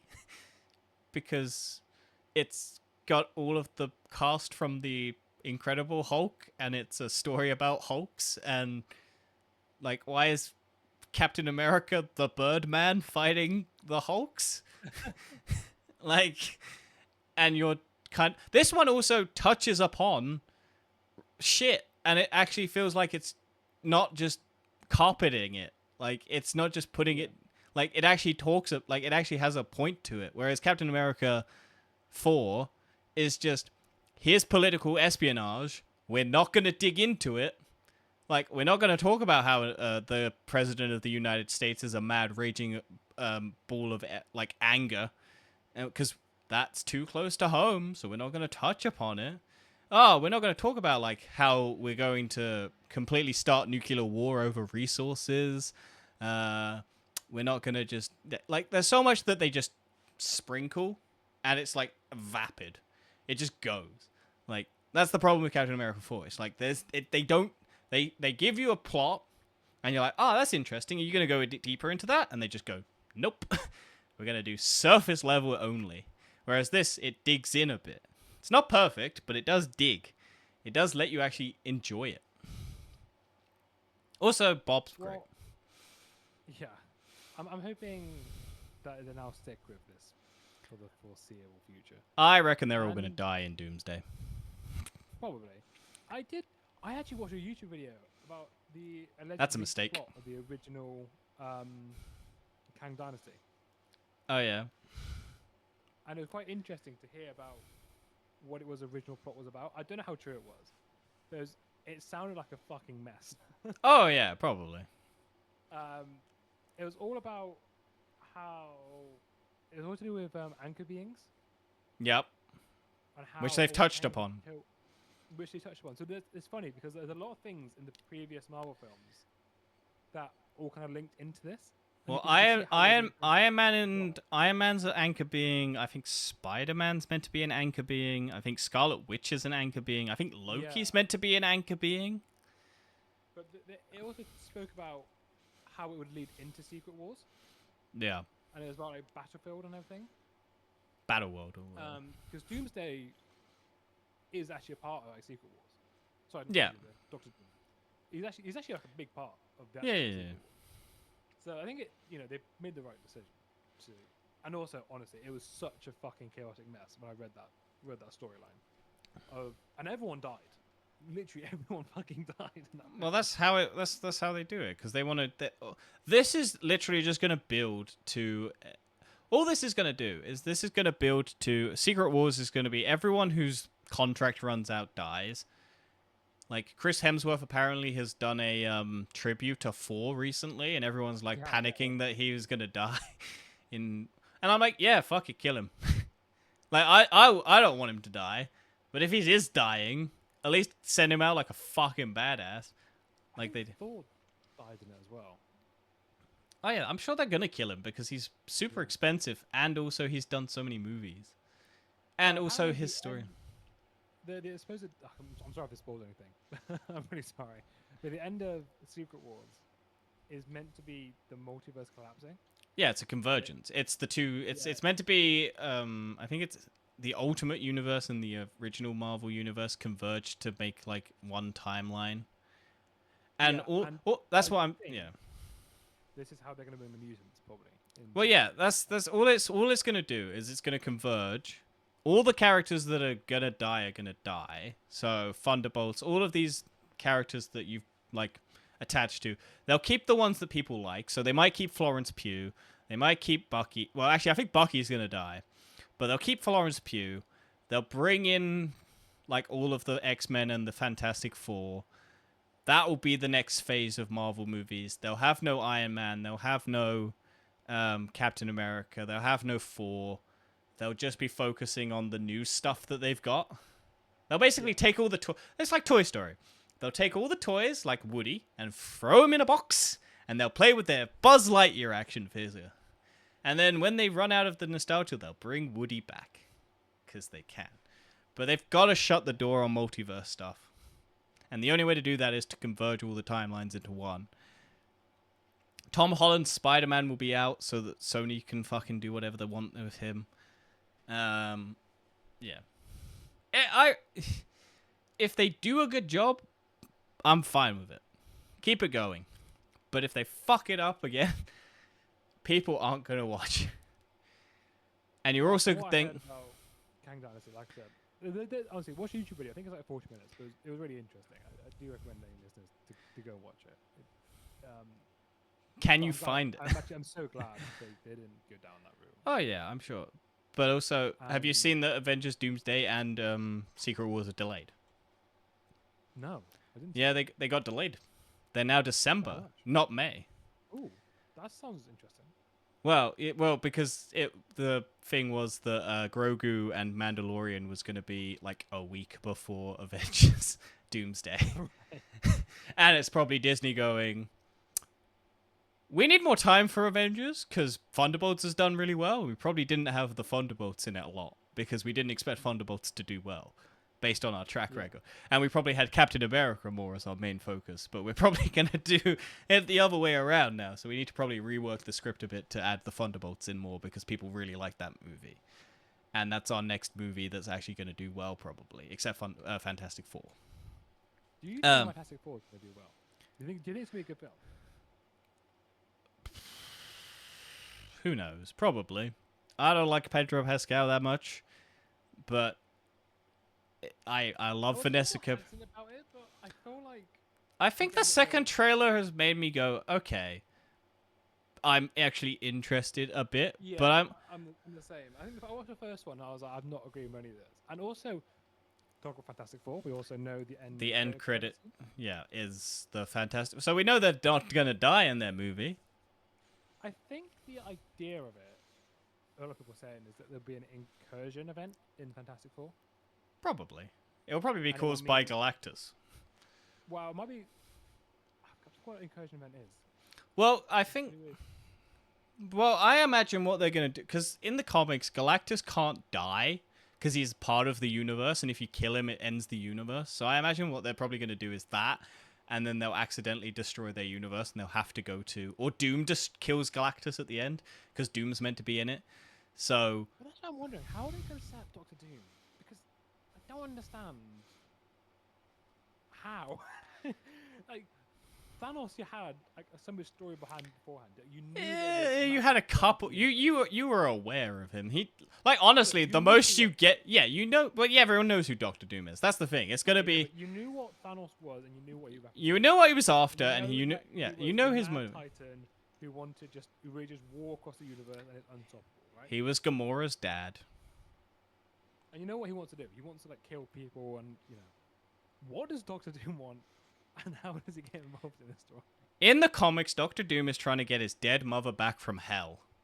Yeah, And he know, learns what magic. more would anything- Well, yeah, and he hates Reed Richards because he wants to also, I think, secretly bang Sue Storm. And yeah, so I don't know. It's also going to be Robert Downey Jr., so everyone's going to be super distracted by that, thinking it's Iron Man. Oh yes, but probably. I think he will do a good job. I think Robert Downey Jr. is a great actor. Oh yeah, I'm hoping he does a good job and doesn't phone it in because he's getting probably $1 billion to do this role. He gets so much money to do that role. Well, you look at the last two Avengers films. I think he made $100 million each on each film, plus back end from the movies. Something like that. I can't remember. I think it was a massive amount of money for those two Avengers films. Because he made like $50 million from doing Spider-Man: Homecoming. Like, Yeah. you think how much he's in that movie, and he made $50 million from that, or something stupid. But yeah, no. I feel like every film now. How many films are now? Is it Avengers 30. Endgame, that's it? No, Fantastic Four. But after that, I think that might be. it is. Well, this is apparently the end of Phase 5, and Fantastic Four is the Thunderbolts was. yeah, and then Fantastic Four is the beginning of Phase 6. So I think I think maybe. Let's fucking look it up. Marvels. I think. Yeah. So after that, after Doomsday, you got Spider-Man 4, Shang-Chi 2. I don't think Shang-Chi 2 has been confirmed. It is on the Marvel website. Oh yeah. So well, I think it's probably in the back end, but it's like Blade. It's like they probably announced it and then they've just not done anything with it. I know Shang-Chi is in Avengers Doomsday, but they might just kill him because why would they not? But yeah, so Phase 6 is Fantastic Four First Steps, Doomsday, and then Secret Wars as of now. That's not including the TV series because I guess Ironheart counts as Phase 6 because that's next month. That's in June. Ironheart. You gonna watch Ironheart, Dad? The suit looks shit. No, I'm not gonna watch it. I'll watch it. But I'm stuck at this. I don't know. I'm quite excited for the a lot of other things they're doing actually. Yeah, we'll see. Because Marvel Zombies Is the animated thing yeah based on the What If episode, Dan? But it's separate. Spider-Man. No, but it's not entirely, is it? Because it's based on the actual story of zombies. 'Cause I think a lot of Well, it's meant. It's not. It's a separate thing, but it's the reason why they're doing it is because the What If episode is the one that everyone liked. Plus, the comic is good. I want to watch Spider-Man, the Spider Noir. Oh, the new Home bullshit or whatever the new one is. No, Spider-Man Noir is the Nicolas Cage one. Oh, yeah, that's animated, isn't it? No, live action, black and white. Apparently, it's on a Prime Video. Yep. They had a teaser trailer or something recently. I don't know. That sounds really interesting to me. Isn't Spider-Man Beyond the Spider-Verse meant to come out this month? Or this year, sorry. No. It was Is it meant today? to. It was, well, I don't know. But it's not, it doesn't have a release date, I don't think. Oh, no, it is next year. It's next year. I remember seeing the trailer. Yeah. Yeah, it's 2027. That's what it is. It got delayed so long. Yeah, well, the first one was 5 years between, so. And I don't care how long it takes as long as it's good. As long as those movies build the hype like the first one did, where they make more money each time, I'm happy. Yeah, so we got our first teaser for the film or TV show. Yeah, it's just a black and white picture. That's Nicolas Cage. I mean, yeah, sure, whatever. I'll watch it. Why not? Yeah, no, I liked Thunderbolts. It's good. Do you know what Anyway, sucks? Do you know what sucks, Dan? We've spoken about Star Wars so many times prior to this. Now there's no good, like, casual way to go into Star Wars except for just brute forcing it. So let's talk about Andor Season 2, because fuck yeah. I still haven't seen any of Andor. You should. It's the best thing Star Wars has done. I know. I don't actually have Disney Plus at the moment. I gotta cancel it. Sucks to be you. But no, well, we spoke about it last month because it's finished now this month. Yeah, fucking great TV show. Just keeps building and building and building, and satisfyingly pays. Yeah, it just builds. It's satisfying. It ends, and then you go into Rogue One, which I watched afterwards immediately, and you go, oh fuck, that makes this movie even better, because Rogue One is good, and then it makes Rogue One. You go, oh, that makes Andor's story in Rogue One so much more sad, and like actually like emotional. But yeah, no, great villains, great. Like it actually does what I said. It touches on like themes. They actually make the Empire scary. Like the Empire, they basically touch on all the Nazisms that the Empire is basically based on, and they actually do it. And they actually make you go, oh, the Empire sucks. And that is generally how the world orders actually operate. Like there's a massacre in this that they actually like build to, and actually it is generally one of the most like, oh fuck moments in the TV show. I guess you did say the person who made it hates Star Wars. Yeah. Well, they don't like what Star Wars is, and also apparently there's internal things between Lucasfilm, because Lucasfilm, there's Dave Filoni. There's like the Dave Filoni side, which is the nostalgia of Star Wars, the lore of Star Wars, his fan service Star Wars. Yeah. And then there's the Star Wars, which is Andor, and like Last Jedi, which is like, yeah, we're not here to just do fan service and jerk off Star Wars. We're here to tell a story in Star Wars. And apparently there's like internal things where a lot of Lucasfilm people don't like Andor because the discussion is, this is what Star Wars is good.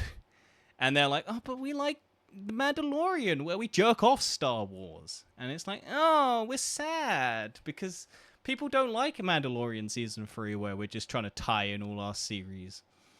And we cut to Luke Skywalker halfway through Season 2 of Boba Fett. The best thing to do is just keep it completely separate. Yeah. Understand the same universe, just don't get involved.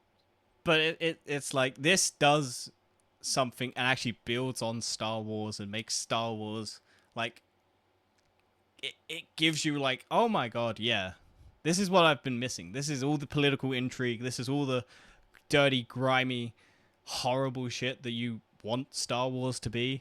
Kids won't watch this, but that's fine. There is kids stuff. There's Skeleton Crew, which is based for kids. Like, you don't need Star Wars to be for everyone. Star Wars is for everyone. But like, you can have Mandalorian, you can have that, but like, this is the stuff that actually feels like Star Wars is actually something more than just nostalgia from 40 plus years of old people. But yeah, I really fucking love this show. It's like the best TV show I've seen. So many good things about it. Everyone I've said, they say, "I'll watch it. You gotta watch it." It is worth watching. Like, if you're not like a Star Wars fan because you don't like the you need to know stuff, and you're like, you actually want to watch a fucking television show where it's like, oh yeah, we're building to something. We're not just showing you something for the sake of showing you. Like, this is the show to watch. And it actually extends and makes Rogue One a better thing. It doesn't like take away from Rogue One. It adds to Rogue One. Whereas like the previous Star Wars things are like, we're just gonna go, here's the Emperor again. We're gonna take away from the end of the original trilogy because we want to nostalgia bait you to get people to come back after The Last Jedi tried to make us do something interesting with characters. We're just gonna rip it all away. Like, that's the problem. It's so amazing because Andor, on paper, it should be the worst thing Star Wars ever created. Yeah, But because not the best. it's based on a spin-off to Star Wars that was mixed when it released. And people were like, oh yeah, I liked that because of the visuals. The storytelling is a bit all over the place. The guy who wrote Andor did Rogue One script. And you're like, oh, okay. And it's based on a character that people don't really know. But that's the whole point. Because, like, the problem with, like, Mandalorian is, as soon as you start tying in Boba Fett or Luke Skywalker, you have to bring all of that fucking baggage. Like, everyone's fucking expectation of what Luke Skywalker should be, what Boba Fett should be. And then if you change it slightly from what people want, or one set of people want, those people get really mad. And then if you change it slightly from the other fucking set of people, they get really mad. And you can never fucking please any of them. And that's why you get these constant, endless battles online of, oh, they ruined this character, or they best this character, this person fucked this, or whatever. And then Andor is like, I'm going to take a character from a movie that no one really cared that much about, and I'm going to make people care about this character. And we're going to introduce new characters to Star Wars that add to the lore.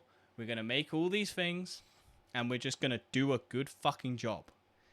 And I'm not going to... I'm going to bring in Star Wars elements. We're going to put things in, but they're not going to distract. They're only going to enhance. They're not going to just be there for the sake of being there.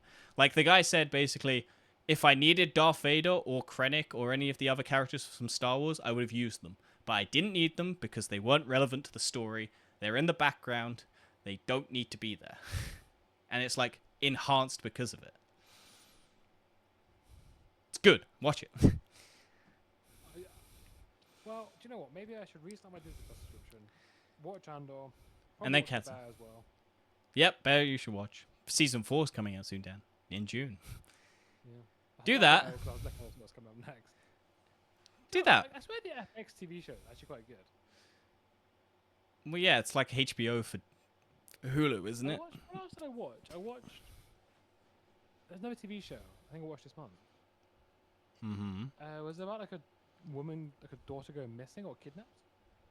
That describes a lot of shows, Dan. Yeah. Yeah, it does. You're right. I think it was like The Stranger or something like that.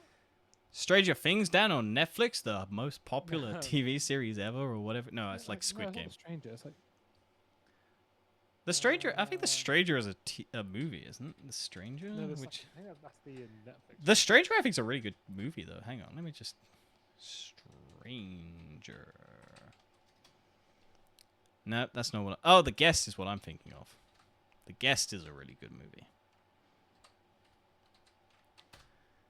Yeah, Dan Stevens' The Guest movie. That's really good. Anyway. Whilst you're looking up that, I'm just going to talk about Light and Magic, which is the documentary series on Industrial Light and Magic. The people who do a lot of like visual effects for Star Wars, Pirates of the Caribbean, Jurassic Park, all of like the big Hollywood movies and like how George Lucas created it. And all like the behind the scenes, because season 2 came out this year, and it's like the shift from practical to digital and all of these things, and how they achieve some of the best visual shots in cinema and all of that. It's very interesting. I love behind the scenes stuff on movies. It's so interesting learning about how they make them. Because you know how everyone thinks the prequels are like all CGI and they're shit because of that? But like there's so much practical stuff in the background. Like all of a lot of the pod racing stuff is all practical. Like it's all miniatures.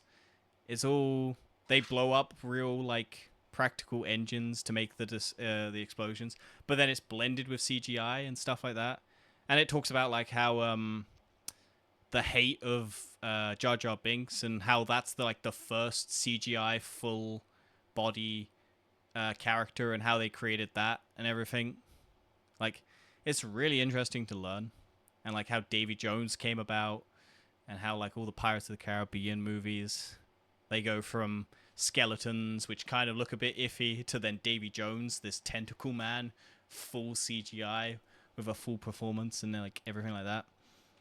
And like how the shift from practical for Jurassic Park and all of that to digital, and how there's a moment where the guys who are doing practical go, oh shit, yeah, this is the future, is digital, where it looks realistic digitally.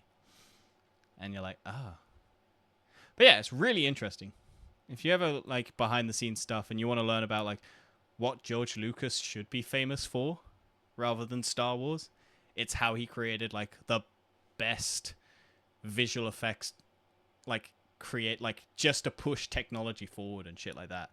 I was even like just the original lightsabers as well, weren't they? They're quite interesting how they made them because they were real. Oh yeah, well they're just light. Like a lighting trick to get them to like do the flickering. Well, they're just a tube, aren't they? And then yeah. Yeah. They had to do something. I can't remember what it was. But they had to do something to make it look like it just appeared. yeah. But the main reason why he did it is because he hated how editing worked. The entire reason that most of the stuff that any of this Light and Magic created was because how much George Lucas hated the filming process. Like, he created digital because he wanted a way to not have to sort through film to, like, stitch it all together. He just wanted it was just there. He didn't have to look through anything. It was just there, so he could just look at it. And he could just put it into order without having to go through the process of manually doing it. He created, like, all this, like, he got people to create all of this stuff just because he hated the filmmaking process. And he just wanted to push the industry forward. And, like, there's a moment where he basically is trying to convince all the Hollywood directors to go digital. And, like, this is what you can achieve with digital, basically. And it's, like, every famous director from, like, the early 2000s. And it's, like, here, this is what you can do. And all of them are like, nah, fuck that. We want to do practical because it's easier. This is what we know. And George Lucas is like, no, this will make your life 100% easier. And, like, you can do so much with it. And it's just, like... And it talks about... I think Season 1 talks about, like, how the volume came about and all of that. And all of these things. Disney Plus. Oh, Disney Plus. Yeah. Makes sense. I guess. Star Wars. Well, I don't think Disney owns Industrial Light and Magic. I'm not sure. I don't think they do. But I think... have a lot of interesting sort of... Because I think one of the reasons why George Lucas sold the rights to Star Wars was to save Industrial Light of Magic, to keep everyone like on the payroll. Yeah, Lucasfilm. So I guess they do technically own Industrial Light of Magic, but they're like a subsidiary, so they can still do other franchises and stuff like that because they do everything. And it also talks about how, like, during the early 2000s, their competition of, like, Weta and stuff like that, because they passed on Avatar, because they didn't think they could do it, and then Weta came in and did Avatar and stuff like that, and they did The Lord of the Rings and all of these things, so it's, like, it's very interesting. When is the next Avatar coming out? Next year. Oh, no, this year. No. This year? I think it's next year or this year. Avatar Fire and Ash, yeah, this year. Because this is the thing. You know how we were going to have an Avatar movie, then a Star Wars movie, then it's now an Avatar movie, an Avengers movie, an Avatar movie, an Avengers movie. Oh, for fuck's sake. Or something. I think it's that. I think it's now that is we're going to have an Avengers movie. I feel like this Avatar movie is going to crash and fucking burn. I hope it does, because I'm tired of Avatar. I hated the last one. I know it's a visual masterpiece, but I could not give a shit. If I want to see visual masterpieces, I'll just go into the basement of a John Lewis. No, I'll go to watch Flow, which is a visual masterpiece. But it's... Look at that transition. It's a really... I watched that this morning. Because Amazon gave me... Well, because Amazon... I got a message from Amazon and it's like, hey, you've unlocked a £5 rental activation code for Amazon movies or whatever it was. And I was like, oh, sure, cool. And then I've been trying to watch this movie when it came out originally. But it's like one of those really short release windows, really minimal like cinema screens, and so I just couldn't watch it. And then I was like, oh, this is £5 to rent, and I have a £5 voucher, so I'll watch it. And it's basically a silent movie except for cat. It's basically, you know, the game Stray, where you're basically just playing a cat walking through a abandoned world, but this one just doesn't have robots. Oh, right. It's just basically a story of a cat going through a world that's flooding and running into like other animals. There's no dialogue. It is only the cat, bird, dog, capybara, lemur, like noises. There's no. It's literally just silent. It's just the world building of it. You're like, what's happening to this world? What's how is, and it's just some of the best visuals you'll ever look. Like the water is crazy detail for like an animated thing. The cat's really cute. The dog's like really fun. Like, it's a very interesting movie. I'm sure it's about climate change and how the world's burning. But you can also have a fun time with it. It's just kind of cute. It was fun. I'm glad I Oh, it watched looks it. like.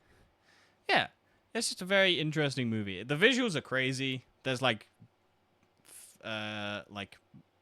massive like set things. Like, if you ever watch like the Lord of the Rings, where they like have a visual of like the world, where you just see all these statues and you see all of like, and then how small everything is comparatively. Yeah, yeah. There's so many of moments of their just visual awe, where you just basically seeing like the surrounding area, and you're like, oh, they're really small in this little environment. But yeah, that's fun. Just a Cool. fun little movie. If you ever get a chance to watch it, I think people should. I think it's very highly reviewed. Yeah, like 97 on Rotten Tomatoes, 7.9 on whatnot. It's yeah. You get like such a detailed expression, and then there's always moments in the film where they do the animal thing. Like, it's like, Yeah. and you're like, oh, they're doing that because that's what the animal does, but it looks like the animal would be doing. Like, there's a moment where the cat like licks its fur and stuff like that, and you're like, oh yeah, that just feels like a cat doing it. Like, you don't get like, yeah. Anyway, it's £3.49 if you're on Google Play. So somehow Amazon was more expensive to rent it. Yeah, if you get a chance, it's worth a watch. It's only an hour and 25 minutes, so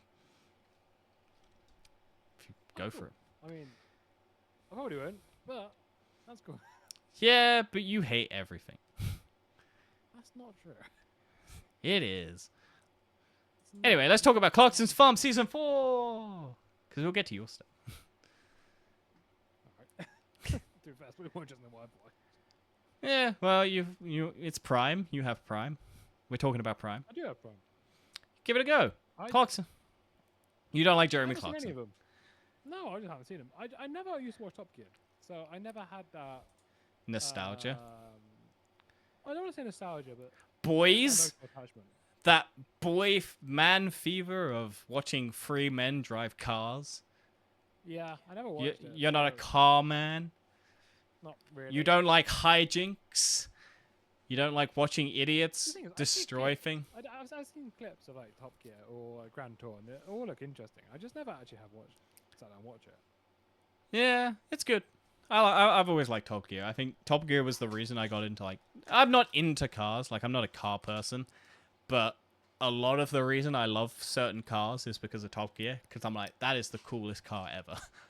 Like Audi R8, Ford GT, McLarens, all of this stuff, like Lambos, all of these things I wouldn't really ever notice. And then it's like Bugatti Veyron, where they race it across the world. Like, I'm like, oh, god damn. I mean, they just have a good dynamic, those three. And then this is... And I guess it's sad that they're done, aren't they, now? They're finished. Yeah, well, that's mainly because they're, like, 60 plus. Richard Hammond is the youngest at, like, 50 or something. Hang on, let's find out how old Richard Hammond is. But... yeah, so he's 55. Jeremy Clarkson, I think, is, like, 63 or something like that.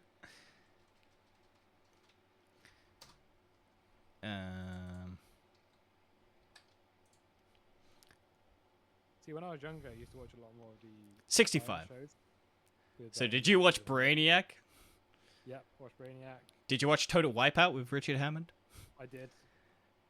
Do you know that it's on there's a streaming service because I was trying to find Total Wipeout, and it's on like one of the most obscure streaming services that you'll ever heard of. I think it's like Mubi or something, or Tubi. I've heard of Tubi. Yeah. Yeah, it's on Tubi, and I was like, it's a BBC broadcasting thing, so I thought it would be on iPlayer, but it's not. It's on like Tubi, and like all of the American and all the other versions are on like Amazon Prime. So it's like, oh, the British one will be on there. No, it's the British one is on Tubi.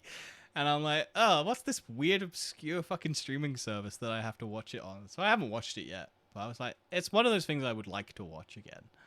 Yeah. Because it's just people, it's like American Warrior or whatever it is, where just people throw themselves at just stupid things. Yeah, American Ninja Warrior. Yeah, something like that. But yeah, anyway, Clarkson's Farm, good. It's a man doing, yeah. If you want to know about farming in an interesting, easy to consume way, that's probably the best way to watch it, because it's interesting. It's also interesting to see how much like shit that he has to deal with, because the running through line for most of the seasons is the council won't let him do stuff because like they hate him, but half of like everything he's trying to do is help out the village, essentially, because like farming in the UK sucks. Like there's no doubt about it. Yeah. Like the government Not really.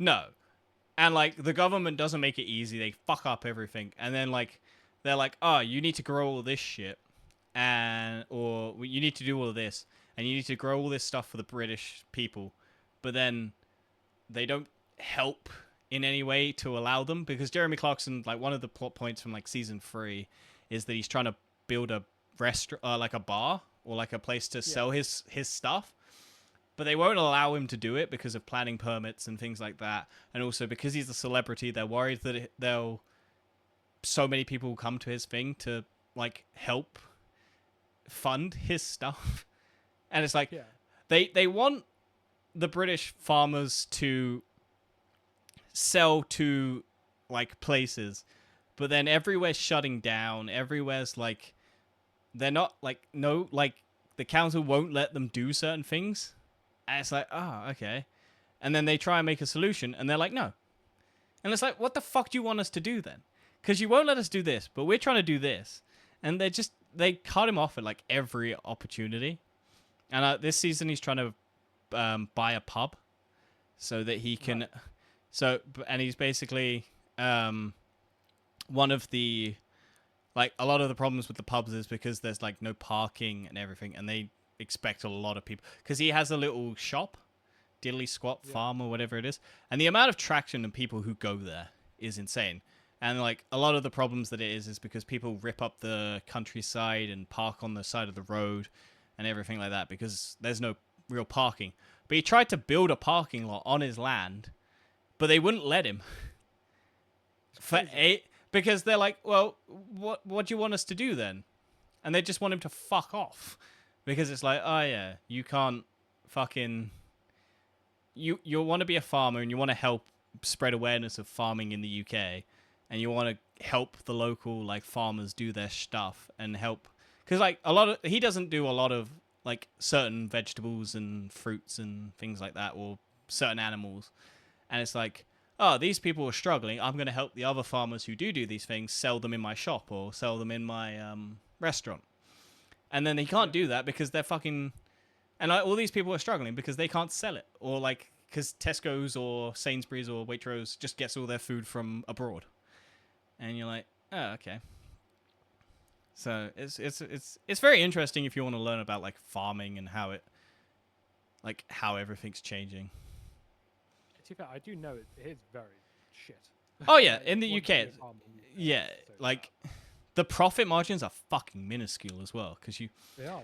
and Tiny, also they have- and the weather fucks everything. Like, yeah, that's the thing that people like who don't believe in global warming don't get it. Like, it doesn't matter if the planet is like you get a nice summer. It fucks up the agricultural like cycle Yeah. because like we I think 2024 we had the wettest like winter ever. Yeah, yeah. Last year, even summer was so wet. Yeah, and so I don't remember us having a summer last year. but that was like you imagine up north where it was proper raining and flooding and all of that, and you can't grow anything, you can't plant because the soil's fucked, like, and you can't get anything, and so like, and then it's like you have like this tiny margin of error where if you don't get anything out, you can't do anything for the rest of the year because you won't get it out in time, and it's like if you fail to do it in this short window and the weather's fucked, you can't sell. It's crazy. And it's like they're doing there's some things that they've done recently. So there's like a GM4 crop or something that's basically you don't grow food or anything. It's basically to help the soil get better, and it's for farm animals. So it's basically you grow this and the government will pay you to grow it rather than growing crops. So it's to help revitalize the soil and everything like that. And then you know that you're getting a stable income from the government to pay for it. So even if your other crops fail, you're still getting money, which is good. But like that's only one part of it, and then other things. But yeah, well, that's interesting. This is very interesting to learn about something that you wouldn't really ever expect to be that difficult from your. That's why he's doing it though. It's like, you know, to gain insight into what precious farming is actually like, and probably to help. I don't think that was his initial. Yeah, I think that's what he's trying to do. Because I think he did it initially as like how hard could it be? I mean that was the initial, and then through actually doing it, he's like, oh yeah, like watching a bunch of pigs die because the mum sits on them is very fucking traumatic in a sense. Yeah. And like he's even done an interesting thing because he actually came up with a solution to a problem that has because pig coops are like a circle, like a little sty. And the problem that a lot of pigs have is where they crush their young because they they're not paying attention and they don't give a shit because they're like, and it's just through accident. And so like pig mortality is quite high for like birth. And so in one of the seasons, he gets some people to design a ring that goes on the inside of the house or whatever it is, so that the pigs, because he realizes that pigs are going up against the side of the hut basically, but then the mum is sleeping against the thing as well and crushing them. So what he does is he gets people to design a ring like structure that goes around so that the pigs basically get a little bit of space between the mum and the thing so that they can lean up against the side of the hut to get warm or whatever and sleep, and the mum basically hits this bar so that she doesn't crush them, and like the pig mortality rate is drops by I mean, so like, and I think like other farmers can go and buy this thing now so that they don't have to have such high mortality in their piglets and things like that. Maybe that's why sausages are a bit cheaper now. Maybe. I don't know. I don't think it's cheaper, but well, there was I was watching a video. I think it was Kazarts, and it was like the cost of how much it would cost for everything to be like free range organic, where everything is like just out in a field. Isn't like chickens an example. It's like rather than being in a cage, how much it would actually cost theoretically, because you never know. But like how much extra it would cost you to have a farm that's basically free range, and the actual cost to consumers is like 50p more. Oh really? It's something stupidly low. Like you would think it makes it really fucking expensive, but to have like free range shit, if everyone did it or something like that, and you actually had the like how much the land and the thing would cost, like to the average person, it would cost basically what your parents were paying for originally, because the thing is that what's happened is meat has gone down because we make so much of it, but they haven't made the farming area better. So all it would do is basically make the price go back up to where it was. So Oh, meat. right. So all it would do is meat prices have basically gone down so low that people throw away meat because they don't care because it's so cheap. Whereas Yeah. all it would do is to have everything free range and stuff. It would basically put the price of meat back up to where it was roughly when like like 1990 or something like that. So maybe £6 like for stuff. I can't remember. If you watch the Kirkazar video, it does a good job explaining what it does. But it's like it's not that much more expensive to have everything free range.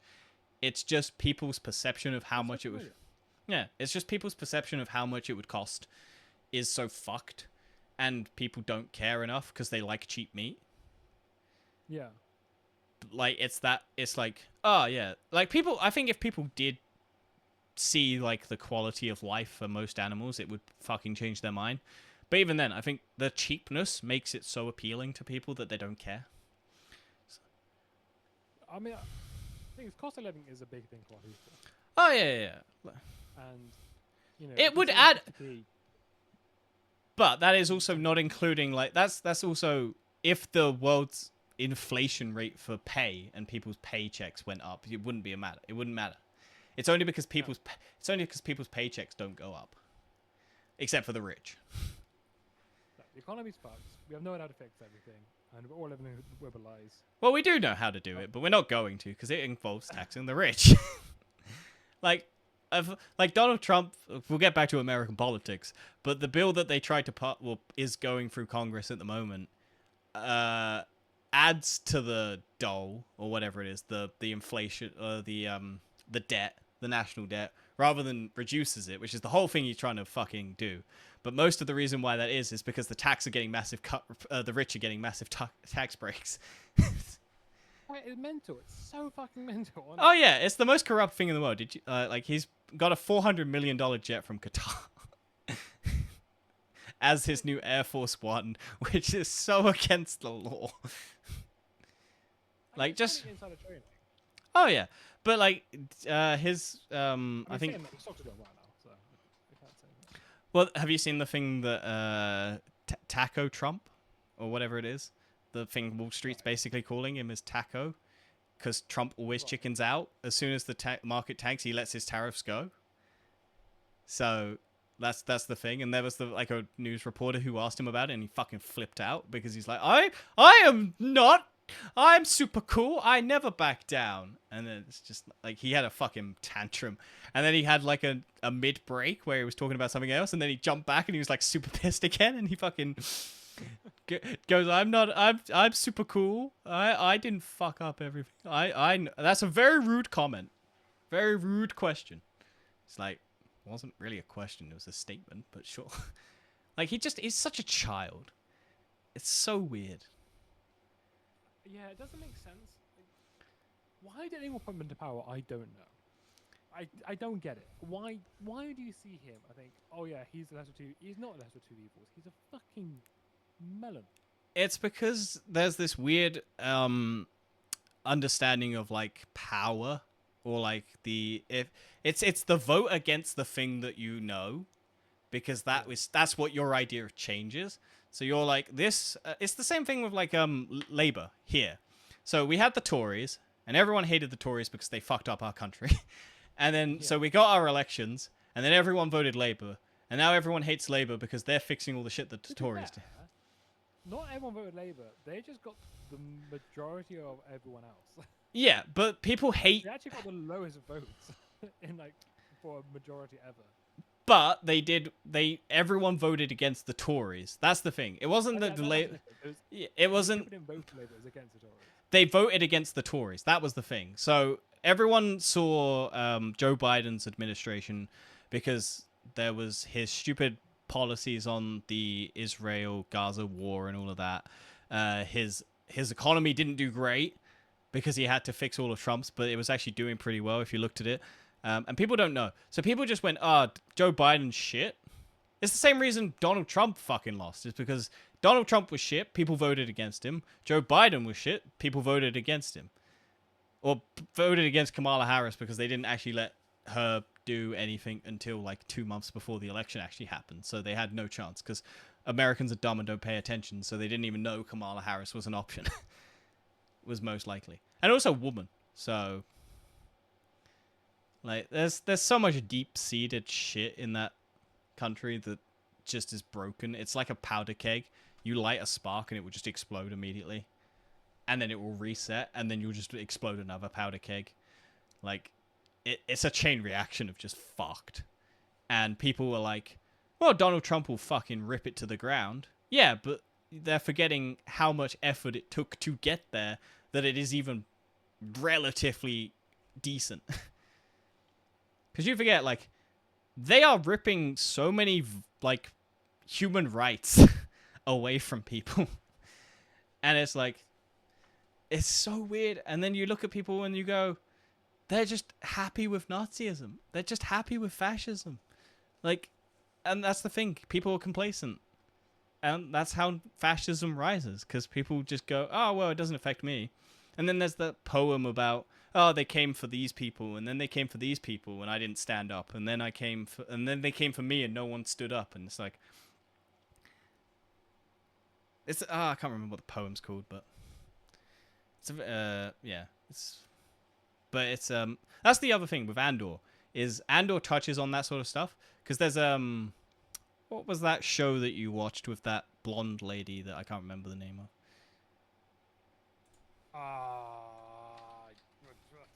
You gotta narrow it down a little bit.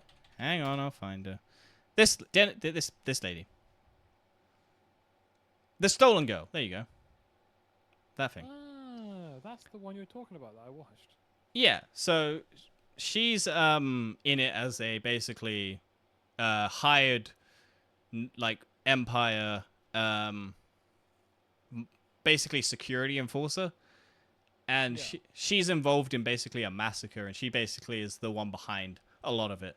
And you basically the only like she fucks up at one point and then they put her in prison. And like she's dedicated her entire life to this, and as soon as she's not useful, they just put her in prison and she's fucked off. Like that's what happened to a lot of Nazis as well. As soon as your usefulness runs out, they just fuck you off and they don't give a shit. Like so many people in the Trump campaign, as soon as they aren't useful, they get fucked off. Elon Musk, he's not useful anymore. He's tanking our polling. Fuck him off.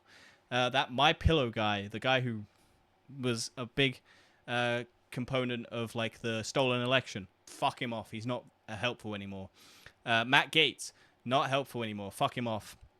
Rudy Giuliani, fuck him off. He's not useful anymore. Like as soon like they put all of this effort into supporting these fucking people who don't give a shit about them. And that's the Nazism thing, because it's all self-serving. They're not doing it for any other reason except for self-serving. Donald Trump does not give a shit about anyone. It is all self-serving. He doesn't give a shit about America. He is trying to get as much money as he can out of that fucking country before he dies. Because he's 70-something plus years old. And also he wants it to go to his kids. I imagine. Although I think he hates his kids. He wants to fuck one of them, so. Donald Trump. Yeah. Because why would you want to... I mean, he's a shit. Yeah. But yeah. Anyway, back to our day-to-day lives. You want to talk about blood donation? Because you did that. I don't want to. It's just something I've done. Well, it's something good. Like, we're talking about pieces of shit. You're doing a good thing. It is very good. Let's go on a positive note, Dan. End on a positive note, eh? We're not ending, but... We're not ending? No, there's way more stuff to talk about. You've got like 4 things left. Oh, it's a long episode. It's like, we've been talking for 2 hours. Yeah, but why not? Fine, fair enough. We're getting viewership, Dan. Look. Yeah, I mean, I won't make too much about the my blood, but I mean, I always think it's a good idea, to donate blood, and it does help people. But I've done it. This time around, I've learned something new about my blood. You're I thought full it of was cool. infectious diseases. Actually, the opposite. So I have something called baby blood. Uh-huh. And there's apparently something only 5% of the population have, and it's my blood doesn't contain the CMV virus, Right. and it's basically a harmless virus that it just exists in people's bodies. But for people like babies who are just born who have no immune systems at all, they've never developed it. They have to have blood that doesn't have this virus, Mm-hmm. which my blood apparently has. And supposedly, it's something to do with my immune system can help fight off viruses better than other people's immune systems. Mm-hmm. So an example of this is for common colds, for example. I don't get a common cold really ever, and if I do, it's never as bad as someone else. Yep. So, for example, me and my partner, if she gets it, she's a couple days she's out out of it. If I get a common cold, I get like a little bit of a sore throat and it's gone. That's my symptoms of a common cold. I don't know, and I thought it was just really cool to know that apparently I have baby blood. I mean, there are celebrities who are trying to do that, who are stealing their own kids' bloods and putting it in their bodies. So maybe Well, you'll. supposedly this kind of blood now they're using as research for curing cancers and some autoimmune diseases. So you're Because- saying you're a cancer lifesaver donator? Well, I don't know what my blood's probably going to be used in. Apparently, I guess using quite commonly in like sickle cell patients, Right. where they need a lot more blood transfusions, I think, and just generally people who don't have immune systems. Yeah. I don't know where my blood goes when I donate it. I always see that I get the little thing that it's like, oh, your blood's like- going here. You do platelets, don't you?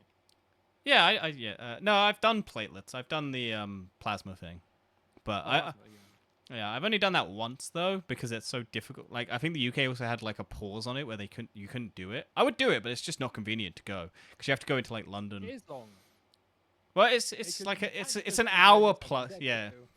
You've got to go to an actual machine to do it, and then it takes a while to actually do the process.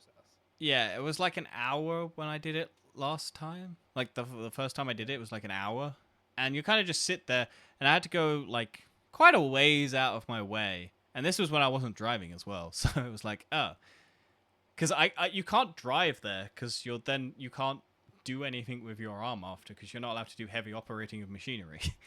So it's like, oh, okay. So I had to get my mum to drive me, and then I had to have my mum wait around for an hour. And then it was like, okay, cool. And then I basically couldn't do it again because the UK basically stopped allowing, except for very specific things. I think it's recently that they've allowed plasma donation back again. Still did something else. When did they now start taking plasma from just normal donations now? Maybe, but yeah, I do blood donations regularly. I've got one coming up in I think July. So, but I have pretty common blood. I've got O plus blood or whatever it is. Yeah, I think mine's pretty common. I think it's like the most common. But that's good because it means you can donate and a lot of people can get it. But then it's also like I was hoping to have like really obscure blood because then I would be like, yeah, I'm helping these really impoverished people. I wanted to have that like little good moment. Anyway, let's talk about Law and Order, Dan. Second, I just fucked up my headphones. I'm just gonna have to power cycle my headphones. Yeah, you're sounding really weird. I didn't want to say anything. I wanted to power through, but.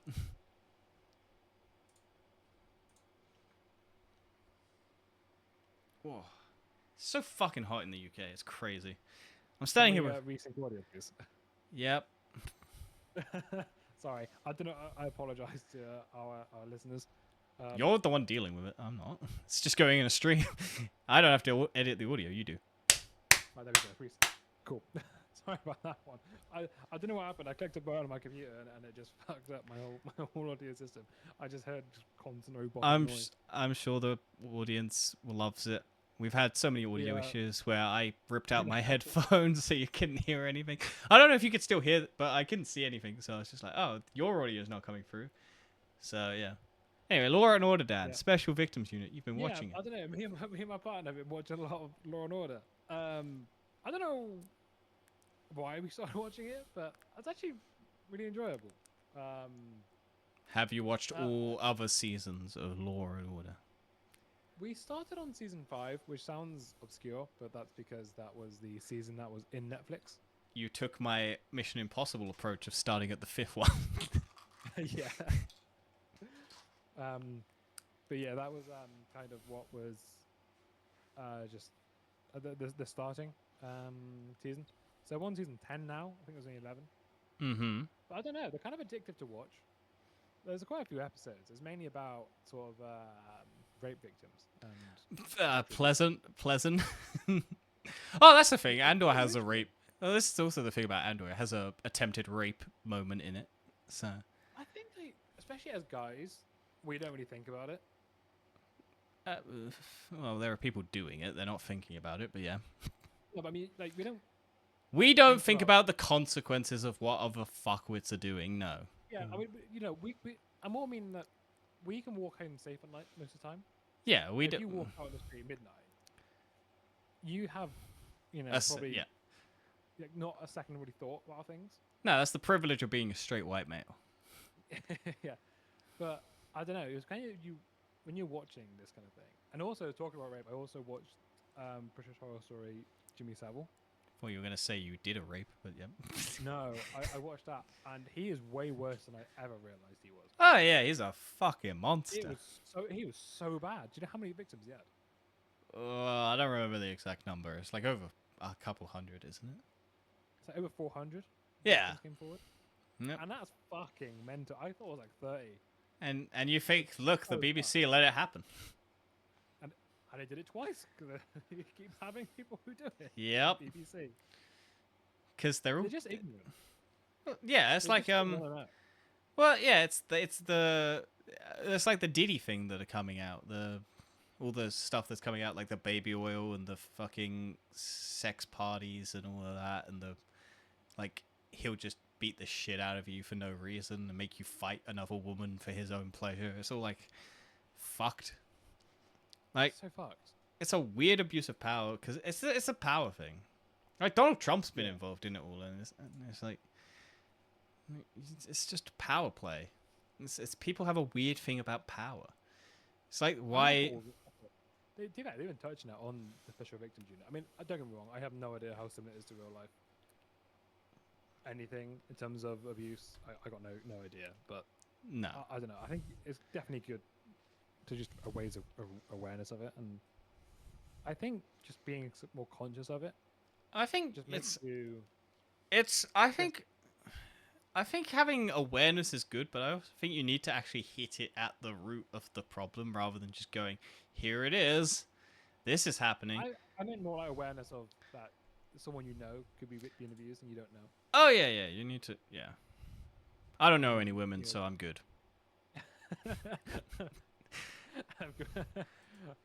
They can't pin anything on me. Yep. I have nothing. You can't touch me. But I And it's can also touch quite you. interesting, That's a bad joke. especially Law and Order, is because I imagine it happens very common in actual laws as well. Is how lawyers twist the law. Well, yeah, it's the law is like a guideline that they just. Yeah, and it's kind of why everyone has lawyers, because it's such a fucking mess. Yeah. In terms of what is illegal and what is not illegal. Well, I've been thinking about it, and it's like this blank, because basically what you have is like it is the spectrum approach. Is humans are very good at putting things into categories Yeah. as like a broad sense, and then they don't like looking at the categories underneath because you like look at gender and shit like that, and it's like male, female, but then you have all of these other ones underneath, and people don't like that. But then you look at like it's like autism. You have like different scales of autism, and people don't like looking at it. They just want a blanket thing.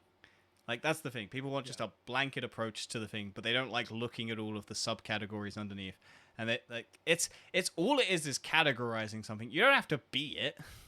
Like if you're a male, you don't have to tick the little box that says I'm a trans male or whatever it is. It's not that much of an inconvenience to your life to tick You know up. what? Talk about that. My workplace now has 6 toilets, different types of toilets, That's stupid. and actually they're labeling it. So it has like male-born men, women-born men, all women, all men, gender neutral, and disabled, or This- accessible now. Yeah, look, And I'm like, that's meant to imagine like any kind of place physically having that many different types of toilets. this I mean- because I understand it, don't get me wrong. Like people, especially with this new law about people saying they have to be born with a certain type of genital, right? Yeah, well, yeah. Like, I was saying to my partner, I was like, maybe let's make it easier, right? Do you have a cock or do you not have a cock, right? As simple as that. Man, so the argument is always that this is the thing. The argument is always that this group of people is gonna go into the toilets and fucking rape people. It always comes down to think of the children, think of the women, because the men are gonna transition to women so that they can fuck the women or the kids or whatever the fuck it is, and it's always bullshit because why would a guy transition to do that when they would already do that as a man? There's no Yeah, I was gonna say it's a stupid argument because anyone who wants to do that would have just will done it do anyway. it. Yeah, they're not going to spend thousands and thousands of pounds or get free And transplant. it's not only men that abuse women. Like, women can abuse Yeah, women, that. and men can abuse men. Well, right? the So there's a super what's tough it? argument. What's his face? The French president or whatever. It got slapped in the face by his wife, and apparently they started dating when he was 15 and she was 30. So like, Yeah. or something like that. I can't remember what the details were. I saw that briefly. I think Was I don't know. I mean, gender. There is an argument to say gender neutral toilets, but at the same time, I don't because, well, I don't want my keys in my bathroom. I'll be honest. well, look. There's a difference between I think in public spaces there is a gender neutral toilet is like on a train. It is just a toilet that anyone can use. Yeah. And on a That makes sense, plane, but- it's anyone can use it. Like every toilet should just be a disabled toilet. Is this because then you don't have to worry about the accessibility of it. If you want to Yeah, disable, it like makes sense just have like just individual cubicles and have like a communal sink area. yeah, I mean that I would think- work. Like, if you push the Don't what's do it the called? Yeah. The only thing in I'm gonna America is say- that their doors are weird, where they have that slit. That's That you, weird, yeah. yeah, that's the stupidest fucking thing in the world, and I don't know why I meant. You can still see in everything. It's like, why is there a door? That's why people like that. Like that's the That American makes problem. Yeah, it's like why the I think fuck if you? you've got, you know, I understand for men because you have urinals and you don't want to have urinals in the women's. Yeah, But it but makes like sense men can if you piss and have- well, I guess what I think makes sense, right? Is you have a communal sink area, right? And I know women like to do their makeup and things. You have that as a separate area, and then you have all the cubicles just all together, and then, but you know, you know, if you can physically see things, it makes things obvious anyway. yeah. Like if people can actually, if everything's open, not like cells are open, but like if everyone can see people going into the cubicles, and everyone can hear things, it's not. I think what we should do is have all toilets have magnetic doors and everyone carry a fucking personal sticker that is I'm a man or I'm a woman or I'm this and then just stick it on the front and then you can fucking claim it as your own. That would solve all of it. You just carry your own personal toilet magnet and when you go into a cubicle you stick it on the front and you can be I proud guess of the what other you... argument is that I know a lot of people say like one gender is more messy than the other. Yeah, but women also have messy bathrooms. I was gonna say I don't know how true that. I mean, there are definitely like I've been in I've rank men. I have been told horror stories of women's toilets, and I've been have also in been a told male toilet horror stories.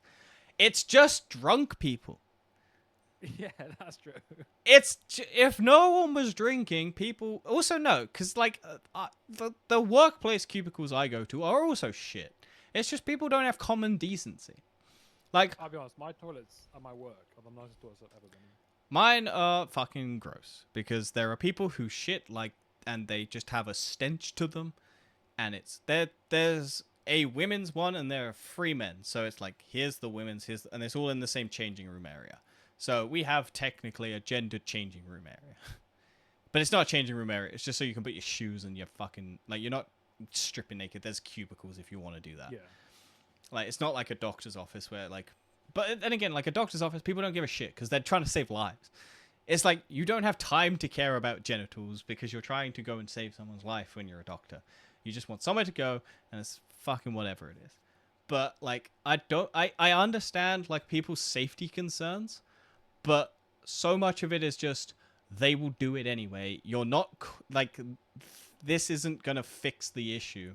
You need to cut it off at the root. Like you need to stop having men think that they are dominant of women, like they are the god's gift to Earth. You need to stop like Andrew Tate and all of these Joe Rogans of the. Take. He's, yeah, I think it's happening now. Yeah. Who knows what'll happen? But he is on trial. What a fucking mong. Like, fucking piece of shit. They're all pieces of shit because they all preach this thing of like, I'm. Honestly, toxic masculinity is so bad. Yeah. It's so bad, and the incel thing as well. Like, it's I'm terrified of what's gonna happen. Don't get me wrong. Being on dating apps, I'm like, yeah, I want to fucking become an incel Yeah, because. our generation now is coming up into this, into like the adults and like late, the late adults. Yeah, well, I'm dealing with people And- with kids, Dan. I know all about it. Well, no, but I'm really worried about what that's going to lead into, Oh yeah. Well, especially after watching like this. I know it's fictional, but at the same Ad- point, you now got all these men. fiction is based on reality, Dan. True, but you now got all these men who are now angry at women, going into the late 20s, early 30s, who are going to be, probably getting more depressed mentally. Well, we've got the loneliness epidemic because this is the problem because we have this because it's not women aren't dating men, it's that there aren't enough people because we have essentially every generation because like the kid population is decreased every like year on end every time. You have less people. Like South Korea's got this massive problem, Japan's got this massive problem where their populations, like their older population massively outperforms their younger generation. So all the younger generation has all of this debt. So they don't want to have kids, but then they don't. No. It's a societal problem, not a fucking person problem. People would love to have kids. I'd love to fucking have a kid. I don't want a kid at the moment because I can't fucking afford one. Like I said, it's so expensive. Like to have a kid, and if you have a kid, you want to be able to look after it. Yeah, You you want want to to have be a able to good life. give it the world. That is the whole point of giving a child, like having a child, is to give it the world. You just can't do that in today's society. No, Like Because- even buying a house is hard enough. Like, you buy a house, you have a mortgage. Childcare is now more than mortgages.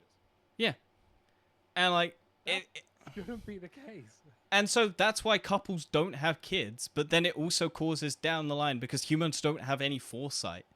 Like, but you can't force a person to have a kid. Like, you can throw money at it, but people won't fix it because like there are like in governments there have been schemes where they give parents money, but it doesn't fix the problem because they only give it for a certain amount of time, and it's the easiest time basically because it's it's not the cheapest, but it's also the easiest time to have a kid is where you're basically they're young, they don't have all. Probably not a bad thing that the world is not breeding constantly now.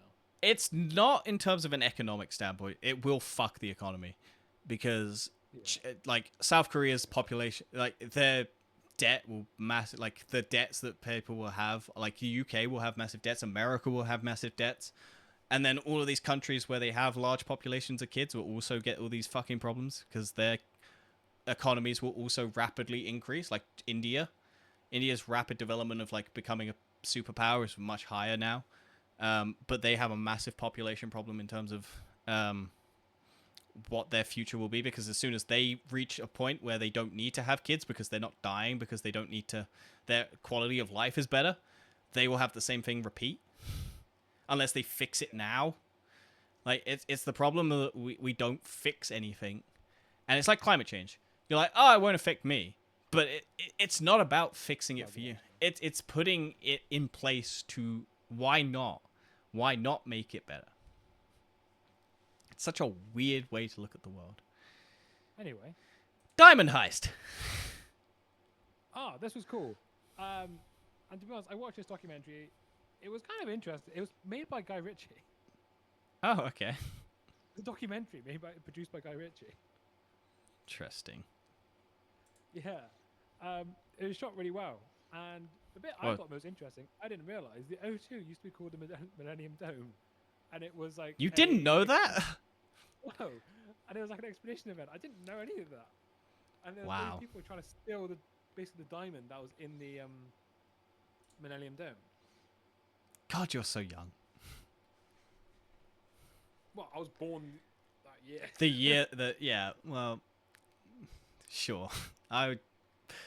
I was named the O2 in 2005, which is basically when my memory started. So Yeah, but you should look up. But yeah, it's really honestly, it's a really. I think it just shot really well, and it really did feel like a Guy Ritchie film. Well, it's got a And TV like a show, lot I of think, on Amazon. the Um, gentleman. no, that's on Netflix. There's another one that I think he's involved with. He's doing so much fucking shit. There's it's Amazon Prime. Guy Ritchie TV show. I think it's got Tom Hardy in it. Oh no, that's on Paramount. Maybe. I think it's on Paramount. Paramount? Oh yeah, the Mobland. Yeah, it's some Yeah, Mobland. crime drama. Yeah. I want to watch that. I have thought about getting Paramount just to watch that. Ah yeah, because Amazon has the thing where you can subscribe to other services through it. Also, did you see that it is now so much easier to buy stuff through like the apps because all of the apps now have to let you purchase through the app. Oh, Because I was like, I opened up Amazon to rent that cat movie, and it just let me do it. It didn't take me to Amazon, the actual website. It was so nice. I could just purchase it through the fucking app without having to. you almost thought that should be just a common feature that should just be enabled. Yeah. Anyway, Fred and Rose West, or whatever this is. Oh, this is one I watched recently. Another British horror story. These are some horrible fucking people who involved cutting up and molesting their daughter and burying them in the backyard.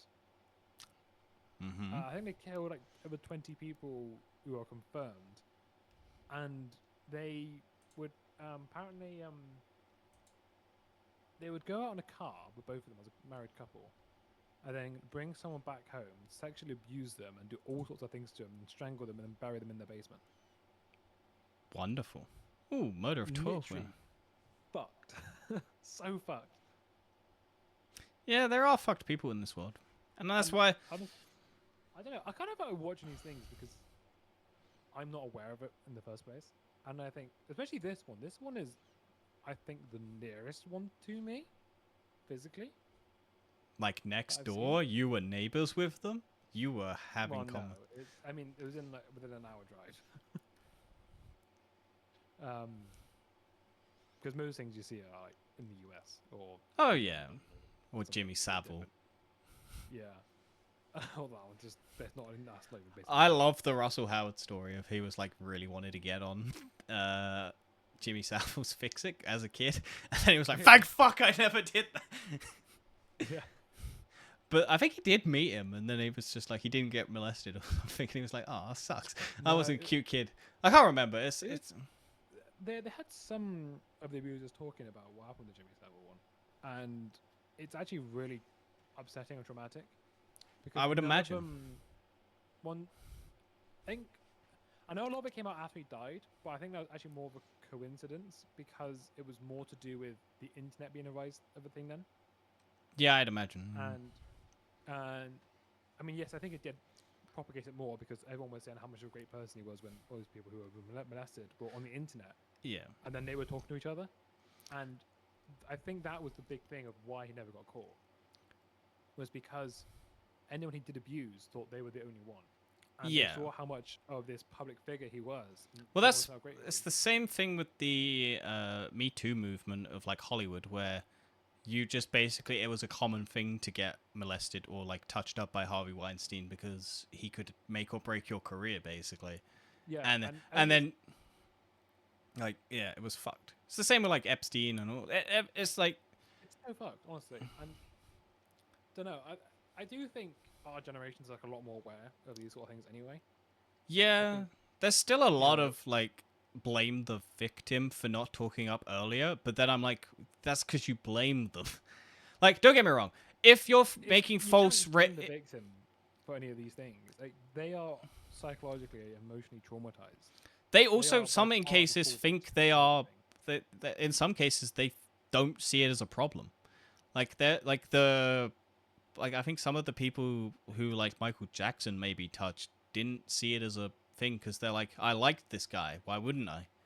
Like they don't recognize the abuse of power that it is when you're young and there's an old person trying to touch you up, because it's that it's people abusing that affection for them Like, why wouldn't like Russell Brand is recently going to be for sex crimes and stuff like that, and it's like, yeah, it's shit. Like you watch this person, you admire them, you like them, and then to have your worldview of that person be shattered, you either double down on it or you kind of The crazy one about the Jimmy Savile, I think, is he's literally hiding in plain sight. He seems so fucking. He seems like a fucking perv. Like every time you see him, yeah. like he literally says it. He says it every time. He literally tells to TV that he's touching kids, and they just laugh at it because they think it's a joke. Yeah. Well, He I just says it, and every time it's so fucked. And also, he hid a lot of his molesting behind charity events, yeah. and he did a lot of molesting to people who were mentally ill. Yeah. Oh, honestly. Well, this is because this is why I don't like Mr. Beast, because Mr. Beast, like, I know Mr. Beast is probably like not the worst human being in the world, but I don't like the fact that he uses charity as such a hide behind all of his mistakes approach to, because like he is ruining like people's attention span and like people's ability to like understand things, but he justifies it by using charity as an escape thing, because you can't hate someone who gives money to charity, ignoring all of the people who have given to charity who are horrible, horrible people. Like, I'm not saying giving to charity is a bad thing, but charity should not be something that you use as an escape to get out of Also being. publicized. Yeah, like I've given to charity and I Do it don't in give a your own shit. thing. Yeah. Like, I understand, like, there are YouTubers who do, like, charity events and they get their audiences to give money, and that's good. But there's also those people who have also sometimes been exposed to being horrible people. And it's like, the charity doesn't become bad because of the person. You should just not trust that person. But, yeah. I was trying to think of because this month I've been having a lot of just thoughts about the first opinion sort of thing problem that I think a lot of people have is, Yeah. I don't know if it's an actual, I'm sure there's an actual proper scientific study or a proper name for it, but I'm calling it the first thing bias, where essentially the first thing that you see or do or whatever is your opinion for the rest of your life, unless the opposite actually affects you. Because I think so many people take the first thing that happens or they interact with, and that's just their opinion for the rest of their life. Unless the opposite actually, like, even if it's like, it can be true, but if it's the false thing. So like, oh yeah, I don't like black people because it's the first thing I was taught. Like, until you actually interact, and your life may never interact with another person of that like thing or whatever. Like, I'm doing a fucking shit job of explaining this, but like, you think, oh, the first opinion of a movie that I've watched when I was a kid, and it's like an adult movie. You would imagine you hate that movie for the rest of your life, but then you go back and watch it as an adult, and you understand all the themes, and you understand all the nuances and everything like that. And you're like, oh shit, I was wrong. I think we're now getting to a point where people aren't doing that. I think we're now getting to a point where people are just doubling down on their first opinion, and that's the only thing they are not accepting of the alternative. Whether they are right or wrong, no one is actually having a discussion anymore. It is just, I have to defend my opinion because there is a group that agrees with me. Like, no matter where you are, there will be a group that agrees with you. And I think that's a horrible thing to be like interacting with in the world, because it solidifies people's first opinion as being correct. And I think through life you have to experience other sides of things to actually get an understanding. Have you desynced again? Yep. It's alright. It's okay. It's okay. Sync it again. It's good quality. Hey, we've been recording for a long time. It's gonna Yeah, it's gonna desync. I mean, hopefully. But yeah. Anyway, that was a thing that I thought about. Is there anything else to cover? You wanted to talk about Back in Action. It's fine. It was not even that good. Oh, it was alright. I had like 5 cocktails while I was watching it, so It was tolerable. It's like the first thing Cameron Diaz has done in a while. So Yeah, Jamie Foxx. To be fair, I just enjoy Jamie Foxx. He's quite funny. yeah, he He's almost just like a died snake. recently, didn't he? Did he? Yeah, he had like a massive like Jamie Foxx nearly died. Jamie Foxx nearly died during a medical episode in 2023 while filming an back in action. He nearly died doing it. Yeah, look, it's topical. Also, P. Diddy tried to kill him. Probably. Yeah. So he nearly Well, died rumours doing anyway. that. I don't know. Oh, I'm sure P. Diddy's tried to kill a lot of people. But yeah, he died. He nearly died trying to do that movie dance. So you should respect that movie a lot more. Oh wow, An actor nearly died doing it. That is high art. that's crazy. Anyway, the last thing we are going to talk about is rock climbing. I started rock climbing, and that's Oh, it. did you? Yeah, I learned at the beginning of Is the it month. bouldering or actual rock climbing? Indoor rock climbing. Bouldering, the one near me is kind of shit, so I'm not going to be doing that. Okay, so it's like the actual high up ones. Yeah, the actual climbing, Yeah. not just climbing up a slant. Yeah. Don't get me wrong, bouldering is Yeah? fucking. I've done it once. Okay. I bought shit. I have the stuff. Okay, now. So you gotta keep doing it? I'm hoping to, if I have time. I'm fucking doing a shit ton of overtime at the moment, so my days are fucking long. And I want to give it a go at some point. yeah, it's fun. It's good exercise. It's I think it's a man, well not a man thing, but I think it tends towards men. there are a lot of women doing it as well. I more meant like, the male urge to just climb things. Because I don't know about you, but I like just it's like when I'm just like down the seaside or something, I try to work out if I can climb along with the rocks. Is I this your don't know, I think there's something in the male brain. is your desired We're just path idiots. up? Yeah, I don't know. I just feel like we're idiots. And we're just like, oh, we want to just climb it. Your desired path is up, so you can get closer to heaven. Where mine is dig down, so I can get closer to hell, where I belong. That's more what I meant. It wasn't like oh, yeah, the fitness thing. I was like, I feel like this is the male instinct just to climb things. Yeah. Oh well. I don't know. No, yeah, there is definitely, it's like the male urge to dig a hole at the beach.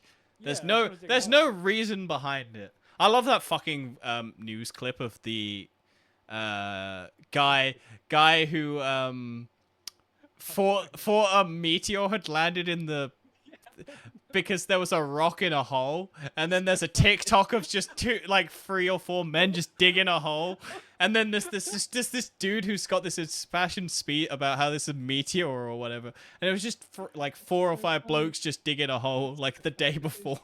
They just want to dig a hole. I don't know. I quite like digging holes. Do you? I haven't dug a hole in ages, but I do enjoy it. It's fun. When you go to the beach, do you dig a hole? I haven't been to the beach in ages, but I did when I was a kid. Yeah, I know. I do enjoy digging a hole. It's fun. I don't know why, but once I dug the hole and went Yeah, it was in Dublin. I put like a body part in it, and then like my leg or something, and I was just like burying my own leg in it. Yeah, it's such a Oh. funny clip. It's just this man having this impassioned speech, and then there's just a cuts to a video of just dudes digging a hole. It's so great. Man, fucking dumbass people. Anyway, that is the episode. We did it, everyone. The longest we've ever done, I think. Feels like it. How long was it Little Battle Angel? Because that was our commentary. Because that was long. That felt long. I can't spell. That is runtime 2 hours and 2 minutes. We've done longer. This is And longer. yeah, I know. I said we did longer. Yeah. What a shit film. Okay. Alright. I mean, Anyway, yeah, we're gonna. I'm really very warm. It is, yeah. Okay, we'll see you next month. We may or may not have a fun story about Dua Lipa next month. we'll see. We'll see. Give you some teaser. All right. Bye. Like,